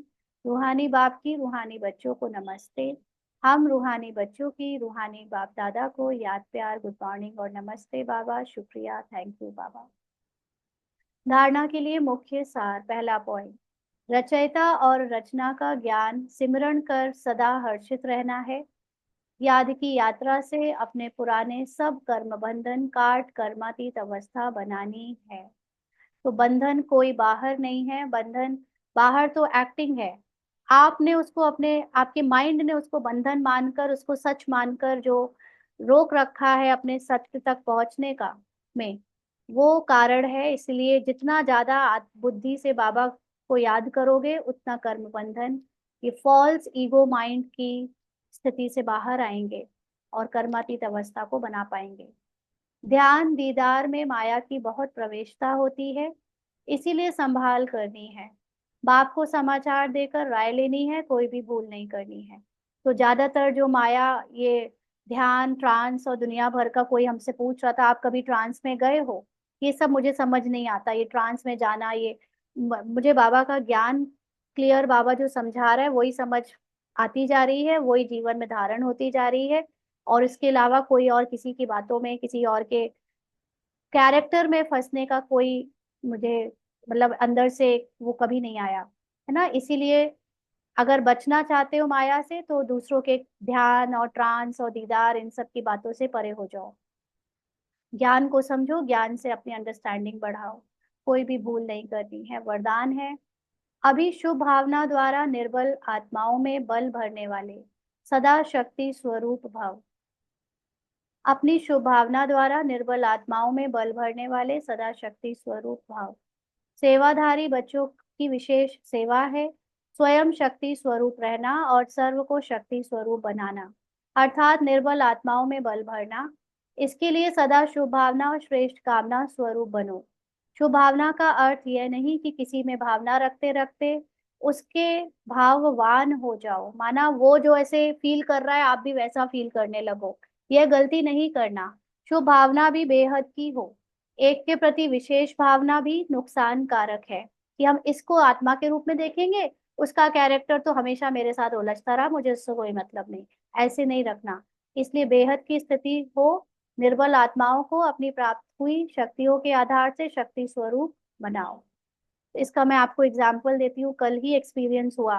कल कहीं ड्रामा में पापा ने भेजा, सेवा अर्थ ही है, अब सब कुछ सेवा अर्थ है, कुछ प्रैक्टिकली हो रहा है, कुछ ज्ञान से हो रहा है। तो कल ऐसे 3 फैमिलीज में बाबा ने विजिट कराया। लौकिक के रिलेटिव है वो। तीनों फैमिली में अलग अलग प्रॉब्लम्स थी। एक की फैमिली में किसी के घर में उनका बेटे का डाइवोर्स हुआ, दूसरी की फैमिली में एक इतनी बीमार कि हमारे सामने ही वो गिरे जा रहे थे कैरेक्टर में। तीसरे में कि सब है बहुत पैसा, लेकिन सब एक दूसरे से बहुत छिन्न भिन्न, मतलब आपस में कोई बहुत प्यार नहीं रखते ऐसे। तीनों फैमिली में जब बाबा ने विजिट कराया तो इसको बहुत अंदर से याद रहा, सबके सत्य को देखना है। किसी की भी बीमारी शरीर को नहीं देखना, किसी के साथ हालात में किसी का डाइवोर्स या कुछ हुआ ये सब नहीं देखना। पहले से स्टोरी किसी की पता नहीं थी इसको, क्योंकि ये पिछले 7-8 साल से किसी से नहीं मिली और किसी के बारे में ना जानने की कोशिश की। बाकी लोग जानते थे तो उनको पता था, बट जब ये गई तो वही सारे लोगों की जब पहुंची तो उस दृष्टि कोण से देखने से वो सारे लोगों में देखते ही देखते इतनी एनर्जी भर गई कि उनको, बाकी हमारे साथ जो लौकिक के रिलेटिव थे हमारे घर वाले, उन्होंने बोला कि पहले तो ये लोग ऐसे कभी नहीं थे, पहले तो ऐसे नहीं मिले थे, इस बार इतने एनर्जाइज्ड और इतने अच्छे से कैसे मिले, इतना सब कुछ अच्छा अच्छा कैसे हुआ। तो इसको ये पता है इसने किया कुछ नहीं, इसने सिर्फ इतना देखा कि उनका सत्य क्या है, उनकी एक्टिंग नहीं देखी, और उस सत्य को देखते देखते ही उनके पार्ट में चेंजेस आ गए। तो ये प्रैक्टिस आजकल बाबा बहुत करा रहा है। शुभ भावना मतलब सिर्फ ये नहीं कि हाँ सब अच्छे हैं अच्छे हैं, लेकिन सत्य में देखना, आत्मा के सत्य में देखना। तो सब निर्बल आत्माओं में बल भर जाता है, क्योंकि वो भी अपने कैरेक्टर से परे हो जाते हैं। एक्चुअली आत्मा कभी निर्बल नहीं होती, उसका माइंड निर्बल हो जाता है, क्योंकि एक्टिंग में डूबा होता है। जब माइंड से परे हो जाते हो आत्मा में, वो लोग तो ज्ञानी नहीं है, वो ज्ञान नहीं जानते, लेकिन आपने जो उनको जिस दृष्टि से देखा वो उससे निहाल हो गए, वो चेंज हो गए, उनका कैरेक्टर में शक्ति आ गई ना। तो ये सेवा भी करनी है सबको। स्लोगन है, अलंकार ब्राह्मण जीवन का श्रृंगार है, इसीलिए अलंकारी बनो, देह अहंकारी नहीं। तो हमारी आत्मा में वो सारे गुण और सारी शक्तियां हैं, इसीलिए उस आत्मा में स्थित रहकर अपने अलग अलग गुण और शक्तियों को याद करो। उसको कहते हैं अलंकार में रहना, अलंकार का श्रृंगार करना। ना कि शरीर से श्रृंगार करके शरीर को अच्छा दिखाकर शरीर के अहंकार में किसी को इन्फ्लुएंस करना, या शो करके किसी को प्रभावित करना ना। तो आत्मा के रूपी अलंकार में रहो, ना कि देहभान के अलंकार में, अहंकार में। आज के अव्यक्त इशारे हैं। कई बच्चे कहते हैं वैसे क्रोध नहीं आता है, लेकिन कोई झूठ बोलता है तो क्रोध आ जाता है। उसने झूठ बोला, आपने क्रोध से बोला, तो दोनों में राइट कौन? कई चतुराई से कहते हैं कि हम क्रोध नहीं करते हैं, हमारा आवाज ही बड़ा है, आवाज ही ऐसा तेज है। लेकिन जब साइंस के साधनों से आवाज को कम और ज्यादा कर सकते हो, तो क्या साइलेंस की पावर से अपनी आवाज की गति को धीमी या तेज नहीं कर सकते हो? तो जब क्रोध का पार्ट कोई बजा रहा होता है, तो अगर आपके द्वारा भी कोई उसको, सॉरी, किसी का झूठ बोलने का पार्ट बज रहा होता है, और अगर आप भी क्रोध का पार्ट बजा देते हो, और आप उस क्रोध के पार्ट बजाने वाले भान में आ जाते हो कि मैंने क्रोध किया, तो भी गलती, दोनों की गलती। ना आपने उसके रोल को अलग देखा, ना अपने रोल को अलग देखा। अगर आप में उसके झूठ बोलने के पार्ट को अलग देखने की शक्ति है उसकी आत्मा से, तो आपके द्वारा कैरेक्टर में अगर उसको कभी कभी किसी को भी थोड़ा स्ट्रॉन्ग शब्दों का यूज किया भी गया, तो आप उससे भी डिटैच रहोगे। लेकिन जब आप दूसरों को बेईमान या झूठा देखते हो, तो आपके द्वारा भी जो क्रोध का पार्ट बचता है वो भी सही नहीं है, क्योंकि आप दोनों में ही देहभान में है। इसीलिए जब साइंस आवाज को छोटा बड़ा धीमे बड़ा तेज कर सकता है, तो क्या मेरे अंदर की सूक्ष्म संकल्पों में मेरे सत्य का ज्ञान मुझ आत्मा को अपने बाहर की आवाज से, दूसरों के कैरेक्टर से साइलेंस में स्थित करके अलग नहीं कर सकता। तो जो आवाज है वो बाहर की है, कैरेक्टर है बाहर का, लेकिन मेरे अंदर की साइलेंस उसको चेंज कर सकती है अपने सत्य में स्थित होकर। अच्छा, ओम शांति।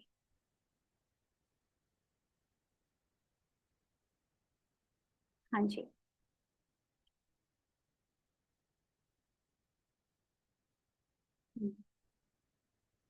अनम्यूट करके बताएं। जब कोई से मिल रहे हैं तो फर्स्ट टाइम मिल रहे हैं, समझना प्रेजेंट में जीना। ऐसे भी समझ सकते हो, या फिर जब भी किसी से मिलो तो पुरानी कोई बात अगर याद आ रही हो तो उसको वहीं स्टॉप करके उसकी आत्मा में देखना। उसने जो कुछ किया, जो कुछ हुआ, वो सब एक्टिंग था। अभी उसका सत्य है, क्योंकि मैं जानती हूँ कि मेरा सत्य क्या है। अपने सत्य में आप स्थित हो रहोगे। आपके माइंड में अगर अपने कैरेक्टर के प्रति थॉट्स नहीं आते तो दूसरों के कैरेक्टर से भी आप इन्फ्लुएंस नहीं होगे। आप उनके सत्य को देखो। ओम ठीक। शांति दीदी। दीदी एक ही बात पक्की करनी है, नथिंग न्यू और बनी बनाई बन रही है। हम्म, ठीक है। ये भी पक्की कर सकते हो। बाकी मैं, मुझे ये कम याद आता है नथिंग न्यू या बनी बनाई बन रही। मुझे ये ज्यादा याद आता है कि मेरे माइंड में जो भी दिख रहा है ना, जो माइंड सबके पार्ट को देख रहा है, उसमें मुझे बहुत अटेंशन रहता है कि अच्छा, मान लीजिए माइंड कह रहा है कि इन्होंने तो पुराना समय में पहले बहुत बुरा व्यवहार किया, तो तुरंत ये पकड़ती है माइंड को कि बिल्कुल सही, ये बिल्कुल झूठ है। उस आत्मा ने वो कैरेक्टर रोल ड्रामा अनुसार किया, उसका सत्य, उसकी संपूर्णता है। उस इसको ये याद रहता है। बाकी मुझ इसको थोड़ा ये कम याद आता है। बाकी ज्ञान का पॉइंट तो है ही ये। ठीक है। अंजू से चलो, अंजू बहन बताएं। ओम शांति। आज बाबा ने मतलब विशेष बात ये कही कि सोते समय भी हमें सबकॉन्शियस माइंड से बाबा की याद में रहना चाहिए, तो हम्म, वो याद और बढ़ जाएगी। वो ये योग में बात बदल जाएगी। तो मैं सोना। पिंकी सिस्टर। ओम शांति दीदी। आज बाबा ने कहा, यह भी तुम बच्चे जानते हो जिनको निश्चय है बरोबर हम बेहद के बाप से मिले हैं। तो दीदी ये जो सेंटेंस है, इसमें पहले हमें स्वयं को आत्म अभिमानी स्थिति में होगा तो ये निश्चय स्वयं बढ़ता जाएगा। जो मैंने समझा ये सही है दीदी। राइट। जब आप, आपके अंदर अपने आत्मा का सत्य का अनुभव होता है तो आपके सामने जो सत्य की नॉलेज परोसी जाती है तो आपको इतनी खुशी होती है कि यही सत्य है, यही सही है। जैसे कल किसी सिस्टर ने मुझे फोन किया, तो वो कहती है कि मैं ना ये क्वेश्चन कभी सूरज भाई जी से पूछती हूँ, कभी किसी और दीदी से पूछती हूँ, कभी किसी और से पूछती हूँ। तो ये मतलब आपको अभी और भी कुछ लोग कहते हैं कि वो बाबा ने, आपने बोला वो बिंदु नहीं है आत्मा, ऐसा वैसा। बाबा, आप, मुझे पहले लगा कि आप झूठ बोल रहे हो। मैंने बाबा से कहा, फिर बाबा ने मुझे एक्चुअली दिखाया कि मैं बाहर हूँ शरीर से, मैं बिंदु भी नहीं हूँ। तो मतलब अभी आपका आत्माभिमानी स्थिति ना होने के कारण आपको ये बात ट्रुथफुल नहीं लगी, आपको डाउट है, इसलिए आप अभी बाबा की ऊपर डाउट कर रहे हो, या इस क्लास पर ही डाउट कर रहे हो कि ये दीदी बोल रही है ना। लेकिन जिसको अपने आत्मा का अनुभव है, उसको लगेगा कि नहीं, ये बातें जो निकल रही है वही सच है। उनको डाउट ही नहीं आएगा, सेकंड कोई डाउट नहीं आएगा। राइट दीदी। दीदी ये मुरली सुनने के बाद ना करीबन 7-8 घंटे घंटे तो ऐसा नशा रहता है ना कि जैसे मैंने पी रखी है। लेकिन उसके बाद क्या होता है ना, वो रिड्यूस हो जा, मतलब मेरे को बिना मतलब खुशी होती है। कुछ हुआ नहीं है जैसे पहले कुछ अब मन तो ऐसा था कि कुछ मिलता है तो खुश होता था ना, उसका एक्सपेक्टेशन पूरा हुआ तो पहले वैसे खुश होता था। अभी है ना ऐसे ही खुश होता है कि अगर किसी ने गलती की ना तो भी मन खुश रहता है और उसको ना बड़े खुशी और प्यार से समझा पाता है। लेकिन जैसे ही 7-8 घंटे, जैसे ही शाम के 3-4 बजते हैं ना, तो मैं आत्मा, क्योंकि अभी नया नया ज्वाइन किया है आपके साथ में, तो और बाबा ने आपको निमित्त बनाया, मैं फुल निश्चय से और फुल ट्रुथफुलनेस के साथ बाबा के साथ जुड़ी हूँ। तो आपको निमित्त बाबा ने बनाया और मैं आत्मा की तरफ जो है बहुत मूव कर गई हूँ इन शायद 1 हफ्ते के अंदर। तो अब वो ढूंढती है शाम की क्लास, नहीं मिलती है ना, तो फिर आपकी क्लास सुनते हैं, मगर वो एनर्जी जो है आपकी लाइव क्लास और जो क्लास होती है उसमें कम हो जाती है।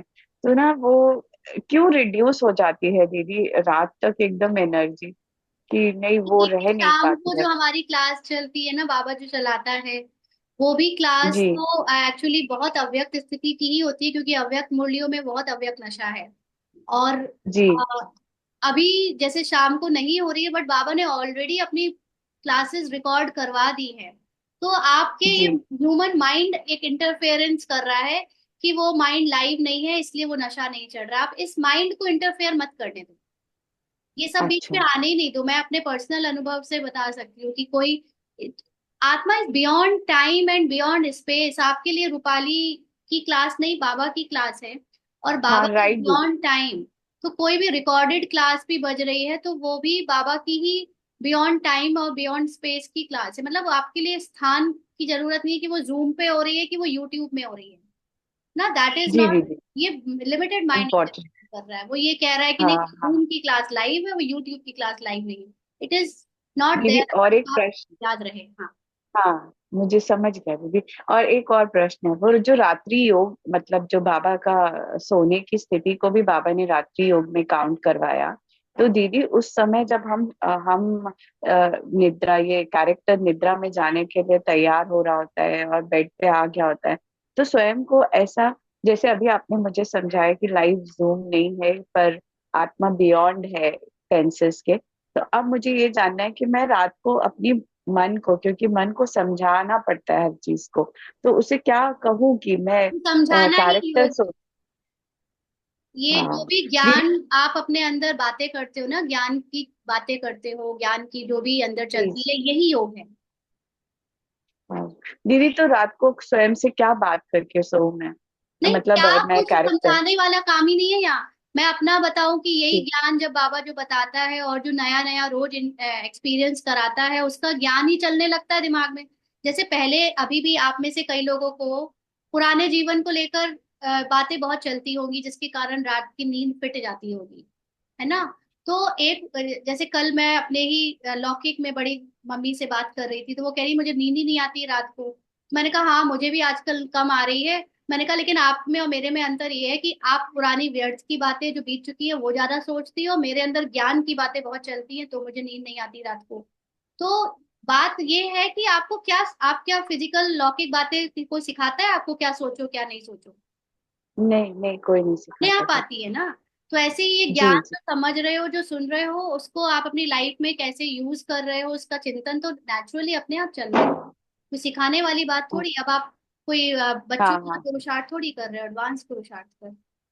नहीं वो योग निद्रा के लिए मैं कोई पूछ रही वही थी योग है। क्लैरिफिकेशन वही योग है। अच्छा अपनी आत्मा का ओके चिंतन प्रैक्टिकल लाइफ से अलग होकर ये नया चिंतन करना, बाबा के ज्ञान का कुछ भी काम आ रहा है, यूज हो रहा है उस समय विचारों में, वो योग। अच्छा है। उसी थैंक यू से ही दीदी आत्माभिमानी स्थिति और बढ़ती जाएगी। हाँ ओम जी शांति। हाँ जी ओम शांति हाँ, जैसे कि ये दीदी है कह रही है ना कि तो अब मुझे भी रात को से नींद नहीं आती थी। तो मैंने तो बाबा की मुरली जो चाहे ना उसको अव्यक्त मुरली वो सुनते सुनते ही बाबा की लोरी समझ के मैं सो जाती हूँ कि क्या करूं, व्यर्थ से अच्छा है कि बाबा की अव्यक्त मुरली सुनूं। तो राइट। रास्ता हमारे पास ही है लेकिन हम बाहर ढूंढते रहते हैं, हमारे पास अंदर ही रास्ता है।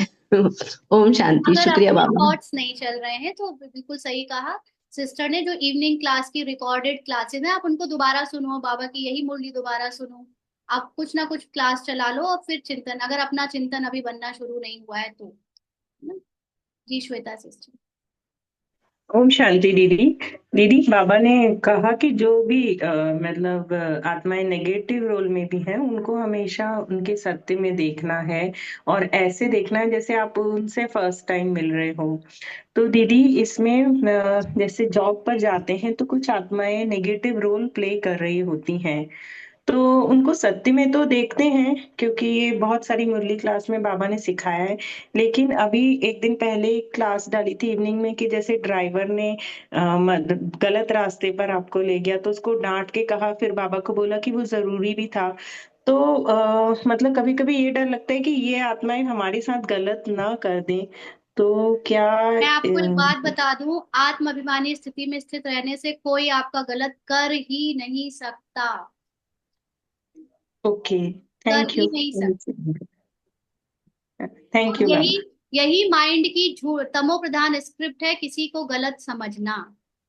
मैं अगर किसी के बारे में गलत जैसे मैं अपना पुरुषार्थ यही चल रहा है, और ये फिजिकल और लौकिक परिवार में बाबा इसीलिए भेज रहा है क्योंकि जनरली हम सब के लौकिक में ही बहुत सारी ऐसी चीजें हैं। मान लीजिए रिक्शे वाला है, ड्राइवर है, या पुराने लोग हैं, पुराने रिश्तेदार हैं, पुराने आपके वर्क जॉब में जो लोग थे वो लोग हैं, वो सब बाबा भेज रहा है वापस। और उन सब के साथ जितना भी कुछ नेगेटिव था वो सब खत्म करवा के, क्योंकि प्रैक्टिस चल रही है, सोचना ही नहीं है नेगेटिव, कहीं कुछ गलत होगा ही नहीं। मैं बिल्कुल निश्चय बुद्धि हूँ, क्योंकि आत्माभिमानी स्थिति में आत्मा हो आप, आपके साथ कोई बुरा कर क्या सकता है? ये डर किसको लग रहा है कोई बाहर ले जाएगा, फिर क्या शरीर के साथ कुछ गलत करेगा? आप शरीर हो क्या? ये सारी माइंड की कहानियां हैं, इसमें जाना ही नहीं है। सबके बारे में सोचना है, सब पवित्र है, सबके सत्य को देखना है, तो कुछ गलत नहीं है। ओके दीदी, थैंक यू। ओम शांति दीदी जी। ये कल के वरदान में जो बाबा ने दिया है इसको थोड़ा स्पष्ट करें दीदी, कि विश्व की तड़पती हुई आत्माओं को रास्ता बताने के लिए, ये वाला। हाँ, पूरा बोलो, मुझे निकालना पड़ेगा। आत्माओं की बात की है ना दीदी बाबा ने, कि विश्व की तड़पती हुई आत्माओं देखिए, को ओके ओके ओके ओके, आत्मा का मतलब पहले अच्छे से समझना है। आत्मा का मतलब सिर्फ ये नहीं होता कि मैं आत्मा, तुम आत्मा, ये आत्मा वो आत्मा। यहाँ पर बाबा माइंड को आत्मा बोलता है, क्योंकि आत्मा अपनी संपूर्णता में रहती है, वो कभी बदलती नहीं है, लेकिन माइंड बदलता है। माइंड युग के हिसाब से रजो तमो सतो सब में चेंज होता है। तो विश्व की जो तड़पती हुई आत्माओं का मतलब है कि विश्व के तड़पते हुए माइंड, जो इस सूक्ष्म आत्मा के अंदर माइंड है, उस माइंड ने संसार को एक विस्तार में रचा है। और इस माइंड में ही इतने सारे लोगों का जो कैरेक्टर पार्ट प्ले होता हुआ दिखता है, कि कोई गरीब है, कोई अमीर है, कोई बीमार है, कोई तुम्हारा विरोधी है, तो कोई ईर्ष्यालु है। ये सारे तड़प रहे हैं अपने नेगेटिव संकल्प और नेगेटिव कैरेक्टर की स्क्रिप्ट को बजाने में। इनको आपको राहत देनी है। तो विश्व कल्याणकारी का मतलब नॉलेज से ये जानो कि कोई नहीं है बाहर, सब तुम्हारे अंदर के संकल्पों के रचे हुए ये शरीर हैं जो फिजिकल दिख रहे हैं, और उनमें जो पार्ट और कैरेक्टर है वो ड्रामा ने उनसे ऐसा बजवाया है। बट ये उनका सत्य नहीं है, उनका सत्य है उनकी सतो प्रधान आत्मिक अवस्था। जब आप ये करते हो, आप लाइट हाउस बन जाते हो, और आपका दूसरों को देखने का नजरिया, जैसे मैंने अभी आपको एग्जाम्पल दिया कि कल मैं 3 घरों में गई, तीनों की अलग अलग स्टोरीज थी, और मैंने उनको उनके सत्य में देखा। उन सब के अंदर की जो कमियां थी वो खत्म हो गई, वो भरपूर हो गई, वो ठीक हो गई, कैरेक्टर में भी ठीक हो गई। तो इस तरह से आपने उनके लिए कुछ नहीं किया, आपने सिर्फ अपने थॉट में उनके प्रति दृष्टि बदली। तो ये है आपके लिए धन्यवाद विश्व की दीदी, तरफ। बहुत बहुत शुक्रिया बाबा, बहुत बहुत धन्यवाद आपका। और किसी को हो कुछ? गया स्पष्ट दीदी। सुधा शंकर जी। ओम शांति बहन जी। तो आपका क्लास सुनने के बाद बहुत बहुत डीप में जा रही हूँ और कैरेक्टर से अलग भी हो रही हूँ। बाद में ना वो स्कूल का प्रिंसिपल के साथ करना वो भी शुरू हो गया, पार्ट वो भी खत्म हो गया। बाद में कैरेक्टर से अलग होते होते होते ये पति का पार्ट करने का कैरेक्टर कर रहे हैं ना, उसके साथ भी है, उसका पूरा पूरा क्या है, पूरा है क्या है, इतना बड़ा बड़ा एग्जाम आ गया। मैं तो इतना धैर्यशाली बाबा ने बना दिया। आत्मा धैर्यशाली है ही, लेकिन उस समय आपको आपका क्लास ही सुन रही थी 3 बजे में, उधर हॉस्पिटल लेके गए, उधर ऐसे कोरा करना, स्टंट लगाना, पूरा क्रिटिकल क्रिटिकल क्रिटिकल ही बोल रहे थे। तो इतना बाद में मैंने 1-2 दिन के बाद सबको मैसेज कर दिया कि ये सीसीओ में है। पूरा सुबह का क्लास सुनना, शाम का क्लास सुनना, बाबा के साथ रहना, और बाबा बाबा क्या है, पूरा पूरा पूरा मेरे कैरेक्टर का कैसे वापस मैं ना आत्मा में मर्ज होना, इससे ही बाबा बोल रहे थे आपसे। तो इतना अच्छा लग रहा था। सबको मैसेज करके बोल दिया तो सब आ गए। सब सोच रहे थे कि सुधा रो रही होगी, तो उसको कुछ ऐसा समाधान करना है, उसको काउंसलिंग करना है, ये करना है, ऐसे लोग आ गए। तो सब 4 साल से बात नहीं कर रहे थे, तो वो सब मुझे देख के ना, मैं ना इस कैरेक्टर को देख के लग रहा था कि कुछ भी नहीं हुआ है। तो सब पुरानी बातों को भूल गए और बोले हाँ हाँ हाँ करके उन्होंने ऐसे चले गए। क्योंकि मैं बीच बीच में आपको भी बोल रही थी कि ऐसे क्या क्या हो रहा है करके, इतना डीप, मुझे समझ में ही नहीं आ रहा था। आपका क्लास नहीं ओपन नहीं होता था, मैं इस कैरेक्टर के लिए पता नहीं क्या होता था। रोती नहीं थी, लेकिन मैं समझती थी कि ये कर्म का हिसाब किताब है, ये है वो है। अभी भी आज भी पता चला कि हिसाब किताब क्या है।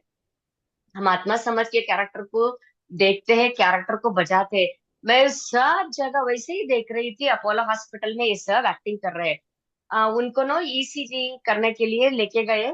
तो आपका क्लास में बाबा बोल रहे हैं कि कोई कोई पेशेंट का एक्टिंग कर रहे हैं, कोई डॉक्टर का, कोई नर्स का, कोई ऐसे बोल रहे थे। मैंने, बाबा क्या कितने अच्छे तरह से बोल रहे हैं। आपका क्लास वो ये सुधा क्लास भी नहीं सुधा था, लाइव सिस्टर, क्लास भी नहीं था। सुधा सिस्टर, अभी लाइव क्लास थोड़ा सा लॉन्ग हो रही है। मैं थैंक यू, समझ, thank you sister, thank you sister. आपको बहुत बहुत ओके बधाई। ओके, आपने एक level thank you, thank you, पार किया। Thank you sister, thank you sister. चलिए, ओके, थैंक यू।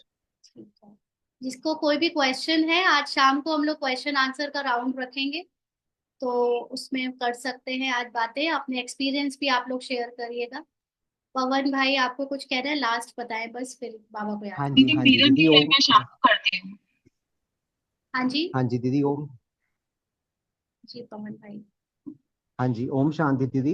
दीदी, एक प्रश्न ये थोड़ा सा पूछना था कि भाई वैसे स्थूलता में जैसे बाबा बोलते हैं कि भाई हम तो खाई सूक्ष्म में जा रहे हैं अब, कि भाई संगठित योग में बैठते हैं ना तो हाई जंप करते हैं, और यहाँ पर अब हम सूक्ष्मता में खुद ही हम बैठते हैं। तो इसमें थोड़ा डिफरेंस आप बताएंगे कि मतलब ठीक तो दीदी यही है सूक्ष्मता में जाना, और एक संगठित योग में जाके हम मतलब याद करते हैं आत्मा को, तो ये थोड़ा सा डिफरेंस आप बताएंगे, संगठित देखिए, योग करना और संगठित सूक्ष्म योग में। में फिजिकल रूप में हमको लगता है कि संगठन का मतलब है कि 10 20 40 जितने भी भाई बहन फिजिकल रूप में आकर वहां बैठ रहे हैं, राइट। और सूक्ष्म में संगठन का मतलब होता है कि सारा संसार मेरे अंदर है, और इस संसार को मैं अपने अंदर ही देख रही हूँ, और अब वो संगठन में पूरा योग हो रहा है। माना हर एक आत्मा को मैं इस उनके पार्ट से जब अलग देखती हूँ, तो सबके लिए वो इक्वली एनर्जी फ्लो होती है, जो मैं अभी एक एक को दे रही थी। आप समझ रहे हो? फिजिकल हाँ बॉडी जी को दीदी। देखना जब बंद कर दोगे, तो फिजिकल संगठन की बात ही नहीं है। जब मैं आत्मा ही हूँ, मेरे अंदर ही पूरा संसार है, तो मुझे योग कहीं बाहर करने की बात ही नहीं है। मेरे अंदर योग हो रहा है, मेरे अंदर मेरा कैरेक्टर योग कर रहा है, और उसमें सारे संसार को देख रहा है, बीकेस को भी, नॉन बीकेस को भी, और साइंटिस्ट को भी, और सबको। क्योंकि वो सारे बाबा के बच्चे सब मेरे अंदर, मेरे संकल्पों में ही तो हैं, और कुछ है ही नहीं बाहर। ठीक है, तो संगठित तो रूप दीदी में ये योग करना माना आपके अंदर वननेस आ जाना। जब आप में वननेस आ जाता है, आप में अखंडता आ जाती है अपनी आत्मा की, कुछ और है नहीं, उसको कहते हैं संगठित। ठीक है। और लेकिन जब तक ठीक है बाकी के दीदी। लोग देह भान में, बीकेज में, अभी उस फिजिकल कॉन्शियसनेस में है, तो उसके लिए उनको योग के लिए 20 25 40 लोगों को इकट्ठा करना है। अदरवाइज हम में से यहाँ पर ज्यादातर लोग यही कह रहे हैं अब, कि ये सब लोग वो में अब घर बैठ गए हैं, अकेले अकेले हो गए हैं। इनफैक्ट मैं अभी जिस स्थान पे हूँ, अभी ये स्थान मेरा ट्रांसफर हो रहा है, मैं कहीं और जा रही हूँ, बाबा स्थूल में मुझे कहीं और रख रहा है। लेकिन यहाँ पर बाबा ने हमको पिछले, मुझे मतलब इस कैरेक्टर को 8 9 महीने से अ, लोगों से फिजिकली मिलने से बंद कर दिया था, फिजिकली कहीं सेवाओं में भेजने से बंद कर दिया था। तो ये जो तपस्या 7 8 महीनों की बाबा ने कराई है, उसमें वो बाहर का पूरा विश्व मेरे अंदर लाके रख दिया है। सारी तपस्या मेरे अंदर ही हो रही है। अब 4 लोगों के बीच में कहीं भी जाओ, किसी को कुछ बोलना नहीं, ज्ञान सुनाना नहीं, सिर्फ उनको उनके सत्य में देखना, बस ये यही पाठ चल रहा है, और यही ज्ञान अपने अंदर हो। ये संगठित योग। ठीक है। शुक्रिया दीदी, शुक्रिया। चलिए बाबा को याद करें।